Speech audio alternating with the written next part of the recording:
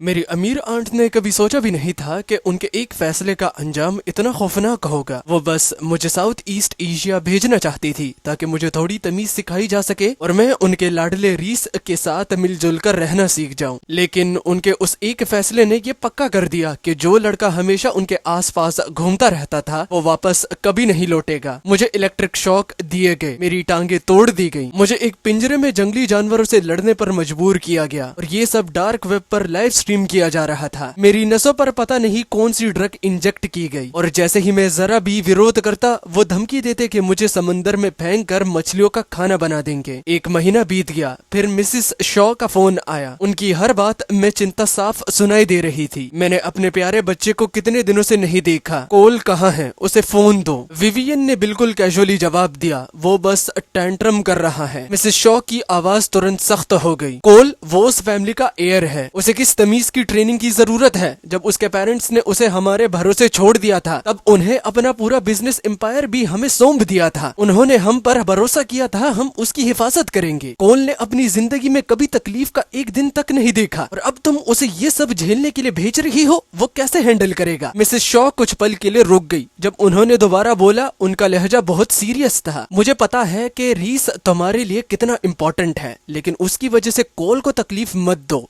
ये मत भूलो कि वॉस फैमिली के वफादार लोग अब भी यही हैं, वो सब देख रहे हैं। कोल को मैंने बचपन से इतना लाड प्यार दिया है, कभी कभी टेंट्रम करना उसके लिए नॉर्मल है। अगर तुम अब उसे अपने पास नहीं रखना चाहती तो उसे मेरे पास वापस भेज दो, मैं खुद उसकी देखभाल करूंगी। विवियन ने अपनी कनपट्टी दबाई। Mom relax. मैंने कोल की आंख से कभी एक आंसू तक नहीं गिरने दिया, एक भी नहीं। उसे वहाँ भेजना उसके अपने भले के लिए है। वहाँ किसी की हिम्मत नहीं होगी उसे हाथ लगाने की। ये सुनकर मिसेस शॉ को थोड़ी तसल्ली हुई। वो अभी छोटा है, थोड़ा गुस्सा और नखरा करेगा ही, लेकिन उसे जल्दी घर ले आना। मुझे उसकी बहुत याद आ रही है। वो हर हफ्ते हमें फोन करता था। अब पूरा एक महीना हो गया है उसका फोन भी बंद है। तुम्हारे फादर और मैं कुछ दिनों से ठीक से सो भी नहीं पा रहे। हमें बार बार बुरे सपने आ रहे हैं। हमें डर है कि कहीं उसके साथ कुछ गलत तो नहीं हुआ। विवियन ने जवाब दिया, समझ गई, मैं उसे बाद में आपको फोन करने को कह दूंगी। उसने कॉल काट दिया। फिर उसने मेरा नंबर डायल किया। फोन बंद था। उसकी बाहें सिकुड़ गई। उसने अपने असिस्टेंट को बुलाया। वैंस, जाओ और कोल को लेकर आओ, उसे मेरे सामने पेश करो। वैंस ने सिर हिलाया। Understood boss. लेकिन उसी वक्त दुनिया के किसी दूसरे कोने में एक अंधेरा गीला अंडरग्राउंड रूम था जहां खून की तेज बदबू फैली हुई थी। एक आदमी कराहते हुए अपनी दर्द करती कमर को सहलाने लगा। ये लड़का मर क्यों नहीं रहा? हमने इसके साथ सब कुछ कर लिया, फिर भी ये टूट ही नहीं रहा।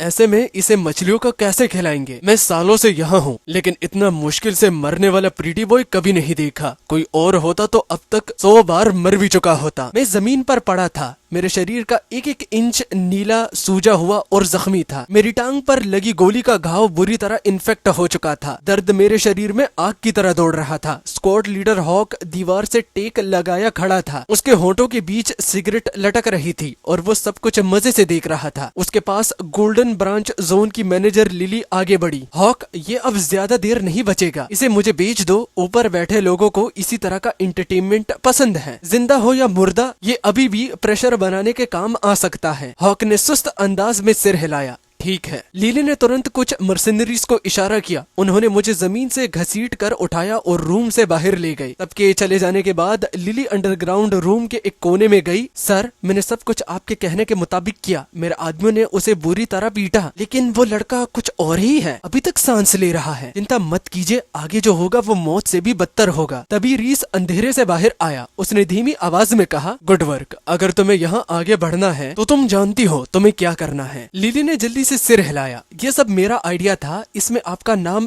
कहीं नहीं आएगा। रीस ने संतुष्टि से सिर हिलाया। अगली सुबह कुनले के एक प्राइवेट टॉप फ्लोर सूट में विवियन ने साइन डॉक्यूमेंट्स अपने बिजनेस पार्टनर्स जैक की तरफ सरका दिए। जैक ने डॉक्यूमेंट्स उठाए और अपना ग्लास विवियन की तरफ बढ़ाया। एक सक्सेसफुल पार्टनरशिप के नाम। उसकी बात पूरी भी नहीं हुई थी कि दरवाजे पर नॉक हुआ। वैंस अंदर आया और विवियन के पास पहुंच गया। बॉस, यंग मास्टर गायब है। कॉनली एरिया के मैनेजर गैविन ने खुद खुद रिपोर्ट किया है। उसका कहना है कि उसने कोल को वहाँ पहुँचते हुए कभी देखा ही नहीं। उसका अंदाजा है कि कोल वहाँ का एनवायरनमेंट बर्दाश्त नहीं कर सका, शायद वो उसी दिन चला गया और अब कहीं ट्रैवल कर रहा होगा। जैक ने बावें उठाई। विवियन, यंग मास्टर के साथ क्या हुआ? विवियन ने बिना सोचे बात टाल दी। कुछ सीरियस नहीं है। बच्चा गुस्सा हुआ और फिर से भाग गया। जैक हंस पड़ा। मेरा बच्चा भी ऐसा ही करता है, टैंट्रम करता है, घर से भागता है और पैसे खत्म होते ही खुद वापस आ जाता है। उसकी बात सुनकर विवियन के चेहरे पर हल्की सी चिंता आई। वो वैंस की तरफ मुड़ी। उसके कार्ड रिकॉर्ड्स चेक करो, पता करो वो पैसे कहाँ खर्च कर रहा है। वैंस ने तुरंत जवाब दिया, बॉस हम चेक कर चुके हैं, उसके कार्ड पर एक भी ट्रांजैक्शन नहीं हुए। विवियन हल्की सी हंसी। कोल इतना जेलस है कि मेरा पैसा तक नहीं यूज कर रहा। हिम्मत बढ़ती जा रही है उसकी। ठीक है, वेडिंग के बाद मैं उसे डील करूंगी। उसने जैक के साथ डील क्लोज की। उसी शाम वो रीस और उसके बच्चों के साथ घर के लिए निकल गई और तब तक मुझे गोल्डन ब्रांच के हवाले किया जा चुका था। गोल्डन ब्रांच में लिली ने अपने आदमियों से कहा, ये लड़का मरने का नाम ही नहीं ले रहा, आज इसे रेस्ट करने दो,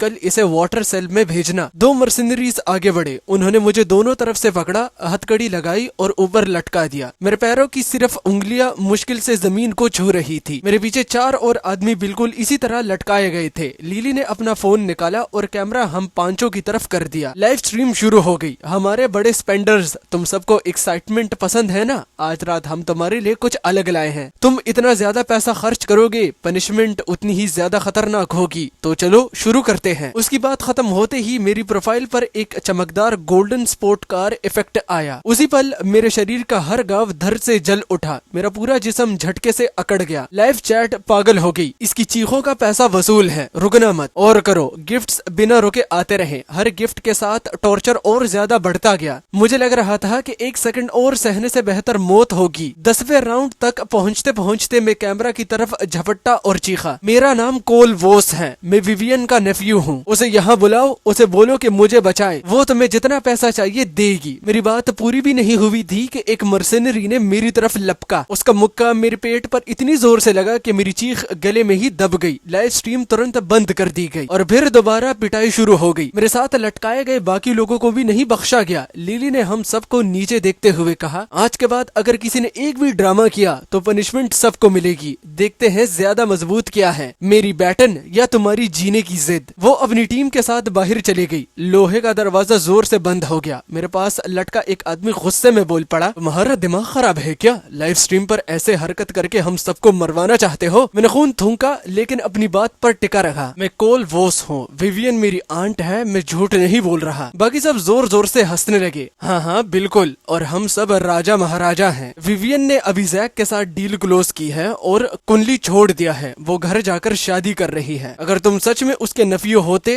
तो तुम्हें ये बात कैसे नहीं पता होती? उसके शब्द दीवार की तरह मुझसे टकराए। विवियन चली गई थी, वो घर लौट चुकी थी, तो अब मेरा क्या होगा? मैं गीली अंधेरी दीवार के सहारे ऐसे गिर गया जैसे किसी बलून की सारी हवा निकल गई हो। मेरी आंखों की आखिरी रोशनी भी बुझ गई। साउथ ईस्ट एशिया में मेरा 35वां दिन। ये वही दिन था जब मैंने विवियन से अपनी सारी उम्मीद तोड़ दी। मेरे पास खड़े एक आदमी ने मेरा चेहरा देखा और मजाक उड़ाने लगा। तुम जैसे कचरे को विवियन से रिश्ता जोड़ने की हिम्मत कैसे हुई? दोबारा ऐसा स्टंट किया और हमें भी फंसाया तो हम खुद लिली से कहेंगे कि तुम्हारा काम तमाम कर दे। मेरे कानों में इतनी तेज घंटी बज रही थी कि मैं उसकी बातें सुन ही नहीं पा रहा था। मैं बस दीवार की दरारों से अंदर आ रही धूप की एक पतली सी लकीर को देख रहा था। मेरी आंखें बिल्कुल खाली हो चुकी थी। अगली सुबह हम पांचों को वाटर सेल में ले जाया गया। वो कमर तक गहरा पानी का गड्ढा था जिसमें इतनी गंदी बदबू थी कि सांस लेना मुश्किल हो रहा था। पानी की सतह पर गंदगी और सड़ा हुआ कचरा तैर रहा था और चूहे, हर तरफ बेशुमार चूहे पानी में तैर रहे थे। हमारे हाथ जंजीरों से ऊपर बांधे हुए थे और हमारे शरीर पानी में डूबे हुए थे। हमें एक साथ गंदगी, इन्फेक्शन और चूहे से बचने की कोशिश करनी पड़ रही थी। दिन खत्म होते होते हमारे सारे घाव सफेद पड़कर फूल गए। हम पांचों को इन्फेक्शन की वजह से तेज बुखार हो गया। जब पनिशमेंट खत्म हुई, गार्ड्स मुझे घसीट कर वापस सेल की तरफ ले जा रहे थे। तभी अचानक अलार्म बजने लगे। किसी ने ब्रेकआउट प्लान किया था। सारे गार्ड्स इधर उधर भागने लगे। हर तरफ धुआं भर गया। जैसे ही गार्ड्स की पकड़ ढीली हुई, मैंने अपनी बची हुई सारी ताकत लगा दी। 6 दिन बाद मैंने पहली बार सूरज देखा। जैसे ही धूप मेरी स्किन पर पड़ी सब कुछ सपने जैसा लगा। फिर गन फायर शुरू हो गई और रियलिटी ने मुझे दोबारा जमीन पर पटक दिया। एस्केप लीड करने वाले लोगों ने फायर एक्सटिंग्विशर का पाउडर छिड़क दिया, जिससे मर्सिनरीज कुछ देख नहीं पा रहे थे। एक पल के लिए हमें लगा कि हम बच जाएंगे, लेकिन फिर गोलियां लोगों के शरीर चीरने लगी। एक के बाद एक लोग मेरे सामने गिरने लगे। उनमें वो आदमी भी थे जो लाइव स्ट्रीम के दौरान मेरे साथ लटकाए गए थे। चीखे, अलार्म्स और गनफायर, पूरा कंपाउंड उसी आवाज में डूब गया। मैंने अपनी जिंदगी में इतना खून कभी नहीं देखा था। मेरी टांगे जवाब दे गईं। मैं घुटनों के बल गिर गया। एक भी आदमी बाहर नहीं निकल सका। जैसे ही अलार्म चुप हुए, किसी ने मेरे बाल पकड़े और मुझे घसीटकर वापस सेल में ले गया। लोहे का दरवाजा बंद हो गया। अंदर सिर्फ मेरी चीखों की आवाजें रह गईं। उधर हाईचंग में कैन मानोर के पिछले गार्डन में रीस के दोनों बच्चे सिल्क के पर्दों और फूलों की दीवारों के बीच दौड़ते हुए हंस रहे थे। बटलर रीस के साथ खड़ा अगले दिन की वेडिंग अरेंजमेंट्स कंफर्म कर रहा था। विवियन थोड़ी दूर चुपचाप सब देख रही थी। धूप तेज थी, हर चीज शांत और खूबसूरत लग रही थी। तभी एक सर्वेंट गार्डन के दूसरे हिस्से से विवियन के पेरेंट्स को लेकर आया। मिसेस शॉ चलते हुए इधर उधर देख रही थी। उनकी नजर किसी को ढूंढ रही थी। कोल कहाँ है? क्या वो तुम्हारे साथ वापस नहीं आया? मिस्टर शॉ मुस्कुराते हुए बुलाने लगे। हमारा छोटा ट्रबल मेकर कहाँ है? कोल, अपनी आंट से गुस्सा होना बंद करो, बाहर आओ। ग्रैंडपा और ग्रैंडमा तुम्हें बहुत मिस कर रहे हैं। उनकी आवाज गार्डन में गूंज रही थी, लेकिन कोई जवाब नहीं आया। विवियन ने स्टाफ को इशारा करके बच्चों को अंदर भेज दिया। फिर उसने अपने पेरेंट्स को बताया कि कोल अभी तक वापस नहीं आया। मिस्टर और मिसेस शॉ के चेहरे तुरंत सख्त हो गए। मिस्टर शॉ की आवाज तेज हो गई। विवियन, तुम क्या कह रही हो? 3 दिन पहले तुमने कहा था कि तुम उसे हमें कॉल करवाओगे। 3 दिन बीत चुके हैं। क्या तुमने उसे ढूंढने की कोशिश भी की? विवियन ने अपनी कनपट्टी दबाई। कोल गुस्सा हुआ और चला गया। वो बस ड्रामा कर रहा है। मैं वेडिंग के बाद उसे ढूंढने वाली हूँ। वो ठीक ही होगा। मिसेस शॉ ने गार्डन में लगे सिल्क के पर्दों और फूलों की दीवारों को देखा। उनके अंदर कुछ टूट गया। उन्होंने हाथ उठाया और विवियन के चेहरे पर जोर का थप्पड़ मार दिया। साला अब मजा आया। विवियन कनपट्टी दबा रही थी, इसकी गांड मारो। छुतियापा करने की भी एक हद होती है, ये बस कनपट्टी दबाती रहती है। कोल को गायब हुए 1 महीना हो चुका है। उसका एक भी सुराग नहीं मिला। वॉस फैमिली भी उससे कांटेक्ट करने की कोशिश कर रही है। वो हर जगह उसे ढूंढ रहे हैं। और तुम्हें अभी भी शादी की तैयारी करने की फुर्सत है? ये शब्द विवियन को अंदर तक हिला गया। तब जाकर उस सिचुएशन की सीरियसनेस समझ आ गई। थप्पड़ मार के इस विवियन की अकल टिकाने आई है। क्या ही बीवी बनेगी। कोल पूरे 1 महीने से कांटेक्ट में नहीं था। पहले जब भी मैं टेंट्रम करके घर से निकलता था, 12 घंटे से ज्यादा कभी गायब नहीं रहता था। और मेरे पास कितना भी कैश क्यों न हो, 1 महीने में उसे खत्म करने के लिए बहुत था। माहौल एकदम टेंस हो गया। रीस जल्दी से आगे आया। मिसेस शॉ, प्लीज टेंशन मत लीजिए, कोल बिल्कुल ठीक होगा। अपना मुंह बंद रखो। मिसेस शॉ ने उसे बीच में ही काट दिया। तुम होते कौन हो हमारी फैमिली मैटर में बोलने वाले? फिर वो विवियन की तरफ मुड़ी। अभी साउथ ईस्ट एशिया जाओ। सूरज ढलने से पहले मैं कोल को अपनी आंखों के सामने देखना चाहती हूँ। विवियन ने तुरंत वैंस को ढूंढा। प्राइवेट जेट रेडी रखो, हम अभी साउथ ईस्ट एशिया जा रहे हैं। सब तुरंत निकल पड़े। पूरी फ्लाइट के दौरान मिसेस शॉ की चिंता एक पल के लिए भी कम नहीं हुई। जब वो कोनी पहुंचे, विवियन सीधा एरिया मैनेजर के पास गई। गैविन, कोल कहाँ है? गैविन हैरानी से पलके झपकाने लगा। कोल? कौन कोल? विवियन की बावें तन गई। वही लड़का जिसे वैंस 1 महीने पहले यहाँ लेकर आया था, वो कहाँ है? ये बोलते ही विवियन के सीने में अजीब सी ठंडक उतर गई। उसकी आवाज में कुछ ऐसा था जिससे गैविन की रीढ़ की हड्डी तक कांप गई। उसने तुरंत हॉक को बुलाया। 1 महीना पहले वैंस जिस लड़के को छोड़कर गया था, उसका नाम कोल वॉस है। वो अब कहाँ है? हॉक ने बिना सोचे जवाब दिया, मैंने उसे गोल्डन ब्रांच भेज दिया। क्या हुआ? गोल्डन ब्रांच का नाम सुनते ही विवियन की आंखें तेज हो गई। मिस्टर और मिसेस शॉ के शरीर अकड़ गए। Golden branch?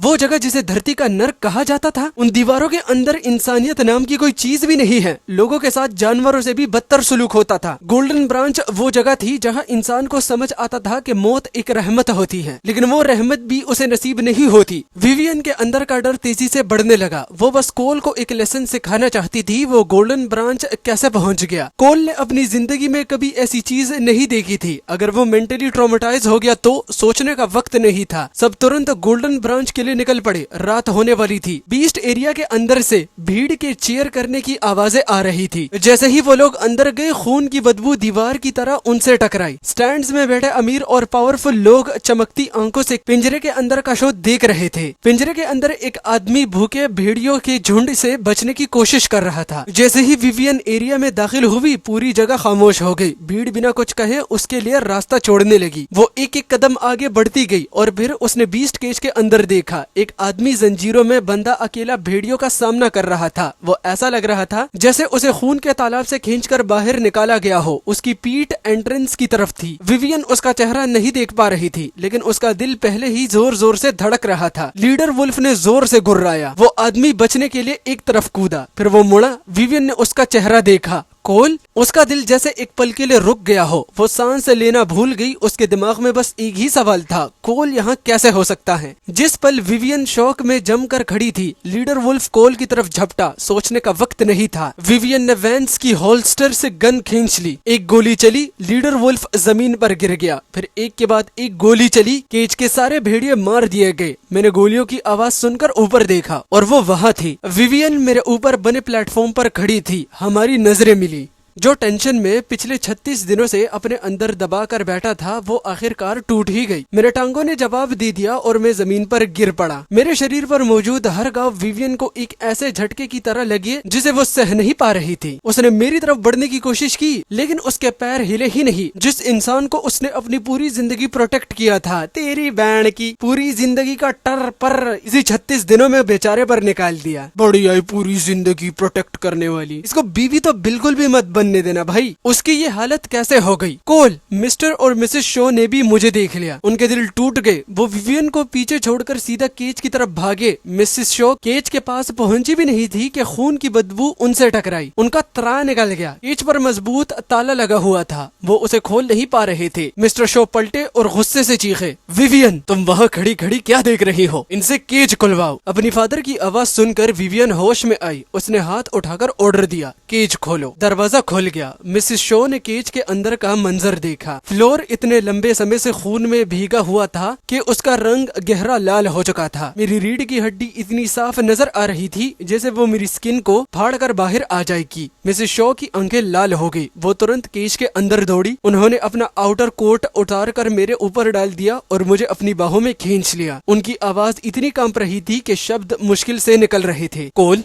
ग्रैंडमा आ गई है। अपनी आंखें बंद मत करना। ग्रैंडमा तुम्हें घर लेकर जा रही है। मिस्टर शो ने अपनी जिंदगी में कई जंग जैसी हालात देखे थे, लेकिन ऐसा कुछ कभी नहीं देखा था। मेरे शरीर पर फैले घाव देखकर उनकी आंखों से आंसू निकल आए। कोल, मुझे माफ कर दो। ग्रैंडपा बहुत देर से आया। मैं मिसेस शो की बाहों में लेटा हुआ उनकी वो जानी पहचानी खुशबू महसूस कर रहा था। 36 दिनों में पहली बार मुझे लगा कि मैं सेफ हूँ। मैं भी उन्हें गले लगाना चाहता था, लेकिन मेरे शरीर में बिल्कुल ताकत नहीं बची थी। मैं मुश्किल से बोल पाया, ग्रैंडपा, ग्रैंडमा। मुझे लगा था मैं आप दोनों को दोबारा कभी नहीं देख पाऊंगा। मेरे मुंह से ये शब्द निकले ही थे कि मुझे कुछ और आवाजें सुनाई दी, गहरी और पहचानी हुई आवाजें। Young master. मैंने जबरदस्ती अपनी आंखें खोली। मेरे पेरेंट्स के लोग, वोज फैमिली के लॉयल रिट्रेनर्स वहाँ आ चुके थे। अपने लोगों को देखकर मैं आखिरकार चैन महसूस कर पाया। अब मुझे होश में रहने के लिए लड़ने की जरूरत नहीं थी। मेरी आंखें बंद हो गई। वोज फैमिली के रिट्रेनर्स ने तुरंत एक्शन लिया। एक बॉडीगार्ड ने मुझे अपनी बाहों में उठाया और एग्जिट की तरफ चला गया। मिस्टर और मिसेस शो उसके पीछे पीछे चले। जब वो विवियन के पास से गुजरे तो वो आगे बढ़ी। तुम लोग उसे कहाँ लेकर जा रहे हो? वो उस रिट्रेनर के हेड रेन ने विवियन को जोर से एक तरफ धकेल दिया। उसने बॉडीगार्ड को आगे बढ़ते रहने का इशारा किया। फिर वो विवियन की तरफ मुड़ा। उसकी आंखें बर्फ से भी ज्यादा ठंडी थी। विवियन, कोल के पेरेंट्स के गुजरने से पहले उन्होंने उसे तुम्हारे भरोसे छोड़ा था। उन्होंने तुम्हें अपना सब कुछ दिया था और तुमने उनके बेटे की देखभाल इस तरह की। ये मत सोचना कि कोल के पेरेंट्स के जाने के बाद वो उस फैमिली में उसका साथ देने वाला कोई नहीं बचा। हम इस मामले को बिल्कुल आखिरी हद तक लेकर जाएंगे। हर सवाल का जवाब लिया जाएगा। इतना कहकर रेन मुड़ गया। विवियन लगभग अपने लोगों को उन्हें रोकने का सिग्नल देने वाली थी, तभी उसकी मदर का थप्पड़ सीधा उसके चेहरे पर पड़ा। विवियन, कोल ने आखिर ऐसा क्या कर दिया था कि वो इस सब का हकदार बन गया? इसे तुम तमीज से काना कहती हो? अगर उसे कुछ भी हुआ तो तुम्हारे फादर और मैं तुम्हें कभी माफ नहीं करेंगी, किसी भी चीज के लिए नहीं। मिसेस मिसेस शॉ ने अपनी बातें खत्म की और मिस्टर शॉ के साथ वॉस फैमिली के हेलीकॉप्टर में बैठ गए। वो सब साउथ ईस्ट एशिया से निकल गए। वहाँ खड़े किसी भी इंसान की सांसें लेने तक की हिम्मत नहीं हो रही थी। विवियन के दिमाग में बार बार मेरे शरीर के घाव घूम रहे थे। उसके नाखून उसकी हथेली में धंस गए। वो वैंस की तरफ मुड़ी। सबको हैंडल करो, इतना कहकर वो बिना कुछ और बोले वहाँ से चली गई। सब लोग आधे सेकंड तक चुप खड़े रहे। फिर उन्हें विवियन के ऑर्डर का मतलब समझ आया और वो एग्जिट्स की तरफ भागे, लेकिन सारे एग्जिट्स पहले ही विवियन के आदमियों ने सील कर दिए थे। अरीना के अंदर मौजूद हर इंसान अब उतना ही फंसा हुआ था जितना कुछ देर पहले मैं उस केज के अंदर था। बाहर निकलने का कोई रास्ता नहीं था, बिल्कुल भी नहीं। 30 मिनट बाद अरीना के दरवाजे खुले। वैंस अपने आदमियों के साथ बाहर निकला। उनके जाने के बाद सीढ़ियों से खून नीचे बहने लगा। विवियन कार में बैठी खिड़की के बाहर देख रही थी। उसके चेहरे पर कोई इमोशन नजर नहीं आ रहा था। गोल्डन ब्रांच में कदम रखने के बाद से रीस एक बार भी ठीक से सांस नहीं ले पाया था। मेरे शरीर के घाव, वो रिट्रेनर्स की ठंडी आंखें, वो सब उसके दिमाग से नहीं निकल रहा था। और फिर उसने विवियन को वैंस को अरीना के अंदर मौजूद हर इंसान को हैंडल करने का ऑर्डर देते देखा। उसे लगा जैसे उसके पैरों के नीचे से जमीन घिसक गई हो। अब तक उसे सिर्फ इतना पता था कि विवियन कोल पर जान छिड़कती थी, लेकिन जब विवियन ने उसकी वजह से कोल को साउथ ईस्ट एशिया भेजा तो रीस को लगा था कि शायद कोल अब उसके लिए इतना इम्पोर्टेंट नहीं रहा। आज की रात ने उसकी ये गलतफहमी पूरी तरह तोड़ दी। अब उसे पछतावा हो रहा था। शॉ फैमिली में कोल की जगह ऐसी थी जिसका कोई मुकाबला नहीं कर सकता था। रीस कार के एक कोने में बैठा नॉर्मल सांस लेने की कोशिश कर रहा था। वो बस दुआ कर रहा था कि विवियन को कभी पता ना चले कि उसने किया था। अरीना का काम खत्म करके वैंस कार के पास आया। हो गया बॉस, विवियन ने खामोशी से सिर हिलाया। कॉनली चलो। कॉनली पहुंचने के बाद वैंस गैविन और हॉक को घसीट कर विवियन के सामने ले आया। अब तक दोनों को अच्छी तरह समझ आ चुका था कि कोल कौन था और उनसे कितनी बड़ी गलती हो गई थी। मेरे साथ जो कुछ हुआ था उसमें से ज्यादातर हॉक के हाथों हुआ था। अब वो विवियन के सामने घुटनों के बल बैठा बुरी तरह कांप रहा था। वो माफी मांगना चाहता था, लेकिन डर के मारे उसके मुंह से आवाज ही नहीं निकल रही थी। विवियन ने नीचे देखते हुए पूछा, गैविन, मैंने कोल को यहाँ तमीज सीखने के लिए भेजा था, फिर वो गोल्डन ब्रांच के बीस्ट एरिया में कैसे पहुँच गया? विवियन की आवाज गैविन को ऐसी लगी जैसे नर्क से कोई चीख रेंगती हुई बाहर आई हो। उसे पता था कि झूठ बोलकर वो बच नहीं सकता, इसलिए उसने दोष किसी और पर डालना शुरू कर दिया। विवियन, जब वैंस यंग मास्टर को यहाँ छोड़कर गया तो उसने सिर्फ इतना कहा था कि इसे मैनर्स सीखने हैं। उसने और कुछ नहीं बताया। मैंने सोचा ये भी बाकी लोगों जैसा ही है जिन्हें हमारे पास भेजा जाता है। मैंने ध्यान से देखा तक नहीं और उसे सीधा हॉक के हवाले कर दिया। हॉक रोने लगा। विवियन, मैं कसम खाता हूँ, मुझे नहीं पता था कि वो यंग मास्टर हैं। अगर मुझे पता होता तो 100 जन्म की हिम्मत मिलने के बाद भी मैं उन्हें हाथ नहीं लगाता। इसमें से कुछ भी मेरा डिसीजन नहीं था। विवियन वैंस की तरफ मुड़ी। जब तुमने कोल को यहाँ छोड़ा था तब एग्जैक्टली क्या कहा था? वैंस का दिल उसके गले तक आ गया। बॉस, मैंने यंग मास्टर को बिल्कुल आपके इंस्ट्रक्शन के मुताबिक डिलीवर किया था। मैंने सोचा था कि इन लोगों को पहले से पता होगा कि वो कौन है। मुझे लगा नाम अलग से बताने की जरूरत नहीं। वो अपनी बात पूरी भी नहीं कर पाया था कि विवियन ने उसे लात मारकर जमीन पर गिरा दिया। वैंस, तुम 20 साल से मेरे साथ हो और तुम इस तरह काम हैंडल करते हो? विवियन का इरादा सिर्फ इतना था कि कोल कॉनले आए और देखे कि यहाँ लोग किस तरह की जिंदगी जीते हैं। वो उसे बस डरा कर रियलिटी चेक देना चाहती थी। उसका इरादा कभी भी नहीं था कि कोल खुद ये सब टॉर्चर झेले। सिर्फ एक सेंटेंस, वैंस ने सिर्फ एक सेंटेंस नहीं बोला था और उस एक गलती की वजह से कोल ने 36 दिन नर्क में गुजारे। विवियन ये सोचने की भी हिम्मत नहीं कर पा रही थी कि अगर वो थोड़ी सी भी और देर से आती तो क्या होता। वो हॉक की तरफ मुड़ी। तो तुमने कोल को गोल्डन ब्रांच भेजा था? हॉक ने घबराकर तेजी से सिर हिलाया। नहीं नहीं विवियन, मैंने नहीं भेजा, लिली ने भेजा। लिली ने कहा था कि यंग मास्टर बिल्कुल टूट चुका है और किसी काम का नहीं रहा। उसने मुझे उसे अपने हवाले करने को कहा। वही उसे गोल्डन ब्रांच लेकर गई थी। मैंने ये सब प्लान नहीं किया था, सब उसी का आइडिया था। हर शब्द के साथ विवियन के आसपास का माहौल और भारी होता गया। उसने पास खड़े बॉडीगार्ड को देखा। लिली को मेरे सामने लेकर आओ। हॉक ने राहत की सांस ली, लेकिन फिर विवियन ने बोलना जारी रखा और उसकी सारी राहत खत्म हो गई। पता करो कोल के साथ क्या क्या हुआ। कुनलाई में उसके पहले दिन से लेकर गोल्डन ब्रांच के आखिरी पल तक एक एक चीज, कोल ने जितना भी दर्द सहा है, मैं चाहती हूँ ये तीनों उसका दुगना महसूस करे। और जिस किसी ने भी कोल पर हाथ उठाया है उसमें से एक भी बिना सजा के नहीं बचेगा। असिस्टेंट ली ने तुरंत सिर झुकाया। Understood boss. तीनों को तुरंत घसीट कर ले जाया गया। वैंस 20 साल से विवियन के साथ था। वो उसका सबसे केपेबल राइट हैंड मैन था। फिर भी विवियन ने उस पर एक सेकंड की भी दया नहीं दिखाई। विवियन के पास खड़े रीस के अंदर अंदर पैनिक की लहर दौड़ गई, खासकर तब जब विवियन ने लिली को बुलाने का ऑर्डर दिया।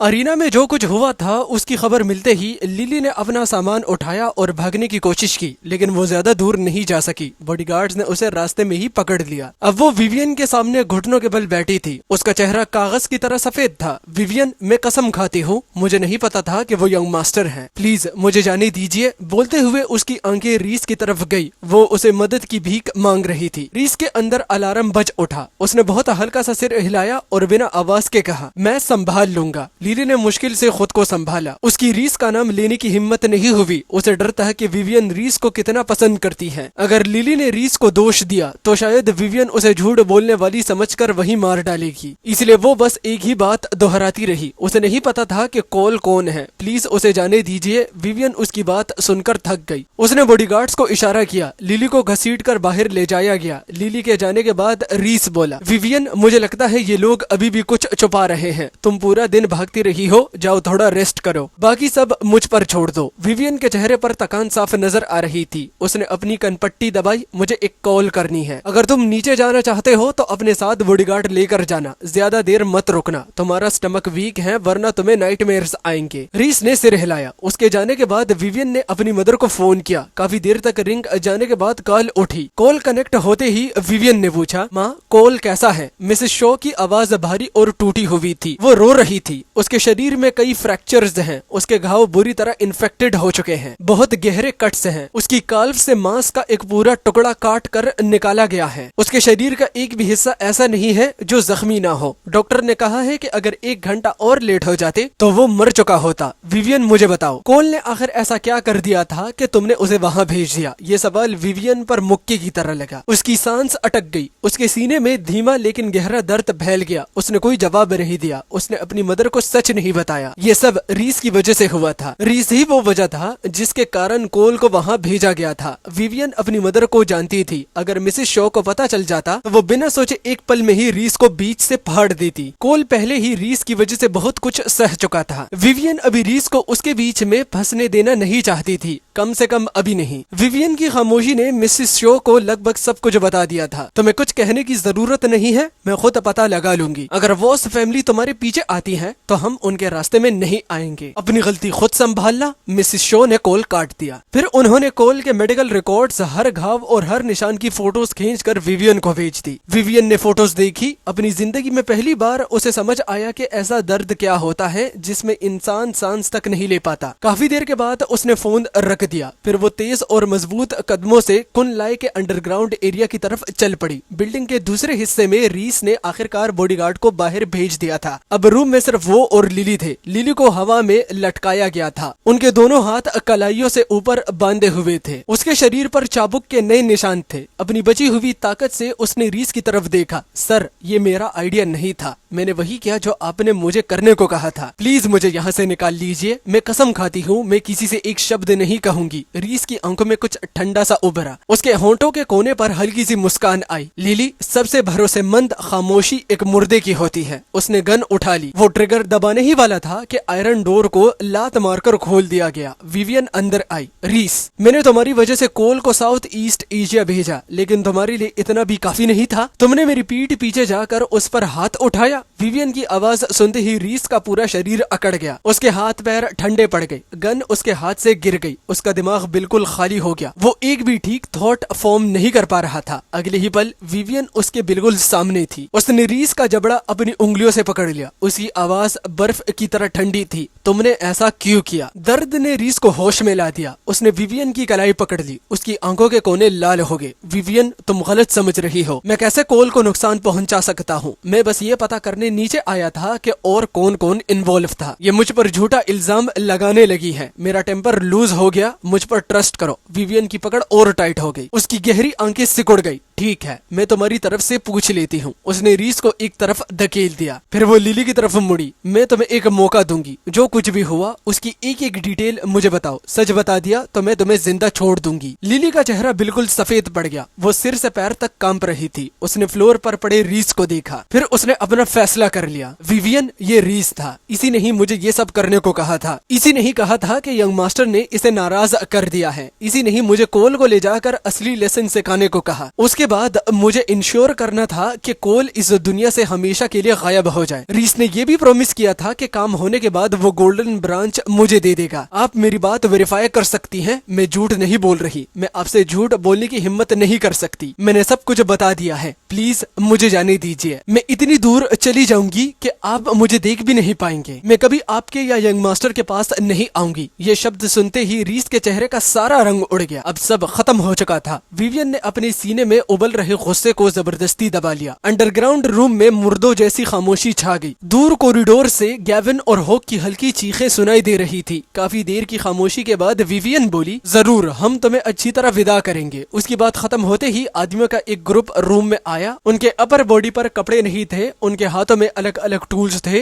कुछ बड़े डॉग्स उनके साथ लीशिस पर बंधे हुए थे और छूटने के लिए जोर लगा रहे थे। लिली की आंखें डर से बहल गई। उसने सालों तक इसी दुनिया में काम किया था। उसने लड़कियों को टॉर्चर से टूटते हुए देखा था। वो कॉफी हाथ में लेकर सामने खड़ी रहती थी और उसके चेहरे पर जरा भी इमोशंस नहीं आते थे। उसने कभी नहीं सोचा था कि एक दिन ये सब उसके खुद के साथ होगा।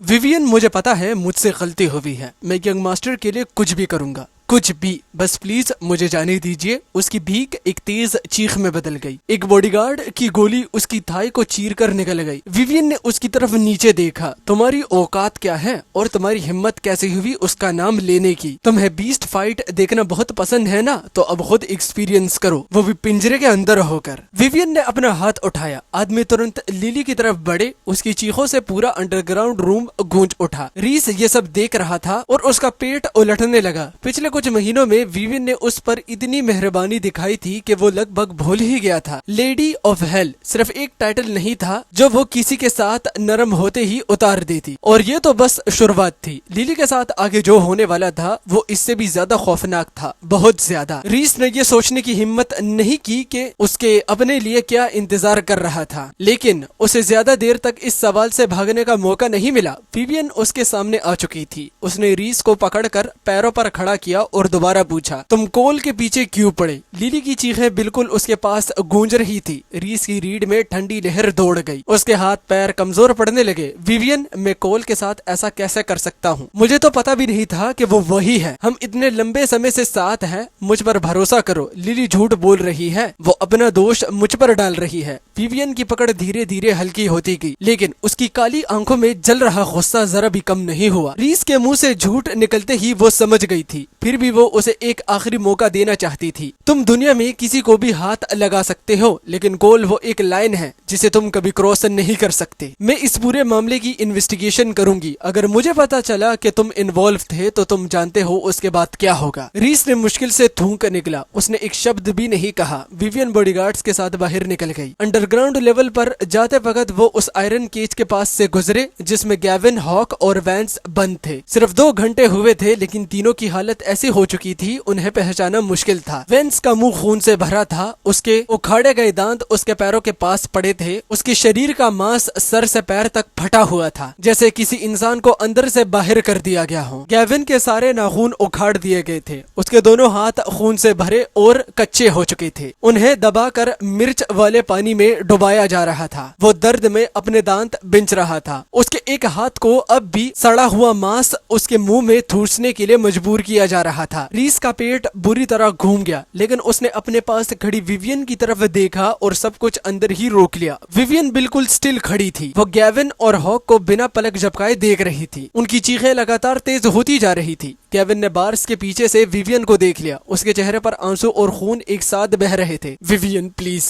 मुझसे गलती हो गई, मुझे मार दो, बस जल्दी खत्म कर दो। हॉक ने अपने हाथ में पकड़ा जिंदा ऑक्टोपस गिरा दिया और वो भी भीख मांगने लगा। विवियन, मैं कसम खाता हूँ, मुझे नहीं पता था कि वो यंग मास्टर है। अब मैं समझ गया हूँ, मैं सब समझ गया हूँ, मुझे मार दो। जो मैंने उसके साथ किया है उसका जवाब मैं नर्क में दे दूंगा। हर बार जब वो मौत की भीख मांगते, इलेक्ट्रिक रॉड्स का वोल्टेज और बढ़ा दिया जाता। विवियन सब कुछ देखती रही, लेकिन उसके दिमाग में सिर्फ कोल था। वो जानती थी कि इस बेसमेंट में बंद लोगों के साथ क्या क्या होता है। वो एक एक टॉर्चर के बारे में जानती थी। गैविन और हॉक अब जो सह रहे थे वो कोल के दर्द का एक छोटा सा हिस्सा था। उसके अंडर काम करने वाले एक आदमी की एक गलती ने उस इंसान को, जिसे उसने पूरी जिंदगी पलकों पर बिठाया था, सीधा जन्नत से नर्क में फेंक दिया। ये ख्याल उसके गले में कड़वे लोहे की तरह अटक गया था। पछतावा समंदर की लहरों की तरह उसके सीने में बह रहा था। रीस अब और नहीं देख सका। उसने हिम्मत जुटा कर कहा, विवियन चलो यहाँ से। उसकी आवाज ने विवियन को होश में लाया। उसे अभी कोल को देखना था। वो इन लोगों पर एक सेकंड और बर्बाद नहीं कर सकती थी। जाने से पहले वो असिस्टेंट ली की तरफ मुड़ी, इन्हें मरने मत देना। जब कोल होश में आएगा वो खुद इनका फैसला करेगा, और जितने भी लोगों ने कोल पर हाथ उठाया है उनमें से एक भी नहीं बचेगा। असिस्टेंट ली ने सिर झुकाया, अंडरस्टूड। विवियन बस एक कदम दूर थी जब पीछे से वैंस की बर्बाद आवाज आई, बॉस प्लीज यंग मास्टर को कह देना कि मुझे माफ कर दे। अगर मैंने वो गलती नहीं की होती तो उनके साथ ये सब कभी नहीं होता। वैंस ने कोल को बचपन से बड़ा होते देखा था। कोल के लिए उसका परिवार विवियन से कम नहीं था। बस एक एक्स्ट्रा सेंटेंस बोलना था, सिर्फ इतना ही, और ये सब कभी नहीं होता। विवियन ने कोई जवाब नहीं दिया। वो बिना एक शब्द बोले कुनले के अंडरग्राउंड एरिया से बाहर चली गई। गैविन और हॉक की हालत देखने के बाद कूनी का एक भी मैनेजर ठीक से सांस लेने की हिम्मत नहीं कर रहा था। कोई भी अगला इंसान नहीं बनना चाहता था जो गलती से गलत फैमिली के किसी अपने को छू ले। कोई अगला एग्जाम्पल नहीं बनना चाहता था। विवियन ने असिस्टेंट ली को टेम्पररी तौर पर कूनी का चार्ज दे दिया। बाकी हर डिसीजन कोल के होश में आने तक रोक दिया गया। सारी अरेंजमेंट्स करने के बाद वो घर लौट गए। विवियन बस एक ही बात जानना चाहती थी, कोल की हालत कैसी है। प्लान लैंड होते ही वो एक पल के लिए भी नहीं रुकी। उसने तुरंत अपने लोगों को कोल की लोकेशन ढूंढने के लिए भेज दिया। काफी देर बाद रीस ने धीरे से कहा, विवियन मैं पहले कैन मानोर चला जाता हूँ, बच्चों को देख लूंगा। विवियन इतनी थक चुकी थी कि उसके पास रीस से डील करने की ताकत नहीं थी। वो असिस्टेंट ली की तरफ मुड़ी, से कैन मानोर ले जाओ और मेरी परमिशन के बिना मानोर से कोई भी बाहर नहीं निकलेगा, समझे? अंडरस्टूड। असिस्टेंट ली ने रीस की तरफ पोलाइटली हाथ बढ़ाया। After you sir. रीस ने चुपके से राहत की सांस ली। जब तक विवियन वहाँ नहीं होगी वो बचने का रास्ता ढूंढ लेगा। रीस के जाने के बाद टीम ने कोल की लोकेशन रिपोर्ट की, Voss family mountain villa. Vivian ने एक सेकंड भी नहीं गवाया, मुझे वॉस विला लेकर चलो। वॉस फैमिली माउंटेन विला में रेन ने पूरी सेकंड फ्लोर को मेडिकल वार्ड में बदल दिया था। प्राइवेट डॉक्टर्स दिन रात शिफ्ट्स में काम करते हुए कोल की हर वाइटल साइन मॉनिटर कर रहे थे। एक डॉक्टर रूम से बाहर आया, उसने अपना मास्क उतारा और rain mister and Mrs show के सामने आकर खड़ा हो गया। यंग मास्टर की कंडीशन अच्छी नहीं है। इन्फेक्शन की वजह से उनका फीवर नीचे नहीं आ रहा। उनके शरीर में अननोन सब्सटेंस इंजेक्ट किए गए हैं। जब तक उनमें पता नहीं चलता कि वो सब्सटेंस क्या है, हम फ्रीली मेडिसिन नहीं दे सकते। और उनकी मेंटल कंडीशन बहुत कंसर्निंग है। उन्हें सिवियर कॉम्प्लेक्स PTSD है। सोते हुए भी उनका नर्वस सिस्टम फुल अलर्ट पर रहता है। उनका शरीर रिलैक्स ही नहीं कर पा रहा। ये सुनकर मिसेस शो की आंखें तुरंत लाल हो गई। तो हम क्या करें? डॉक्टर कुछ पल सोचता रहा। हम कोशिश कर सकते हैं कि जिन लोगों पर वो ट्रस्ट करते हैं वो उनसे बात करे। कोई पहचानी हुई आवाज, शायद उनकी आवाज उन तक पहुंच जाए, शायद कोई उन्हें उस अंधेरे से बाहर खींच सके। रेन ने भारी एक्सप्रेशन के साथ सिर हिलाया। ठीक है, फिलहाल हमारे पास बस यही ऑप्शन है। मैं पहले अंदर जाता हूँ। एक नर्स ने रेन को आइसोलेशन गाउन पहनने में मदद की और उसे रूम के अंदर ले गई। मैं हॉस्पिटल बेड पर लेटा था। मेरे शरीर में कई ट्यूब्स लगी हुई थी। सर से पैर तक बैंडेजेस बंधी थी। रूम में बिल्कुल खामोशी थी। सिर्फ मॉनिटर्स की लगातार बीप सुनाई दे रही थी। रेन ने बेड के पास चेयर खींचकर बैठ गया। वो मुझे देखता रहा। उसकी आंखों में छुपा दर्द साफ दिख रहा था। मेरी आंखें बंद थी, बिल्कुल वैसे ही जैसे डॉक्टर ने कहा था। सोते हुए भी मेरा शरीर खुद को छोड़ने के लिए तैयार नहीं था। मेरी बाहें जोर से सिकुड़ी हुई थी। मेरे होंठ बार बार हिल रहे थे। आवाज मुश्किल से एक फुसफुसाहट से ज्यादा थी। नहीं,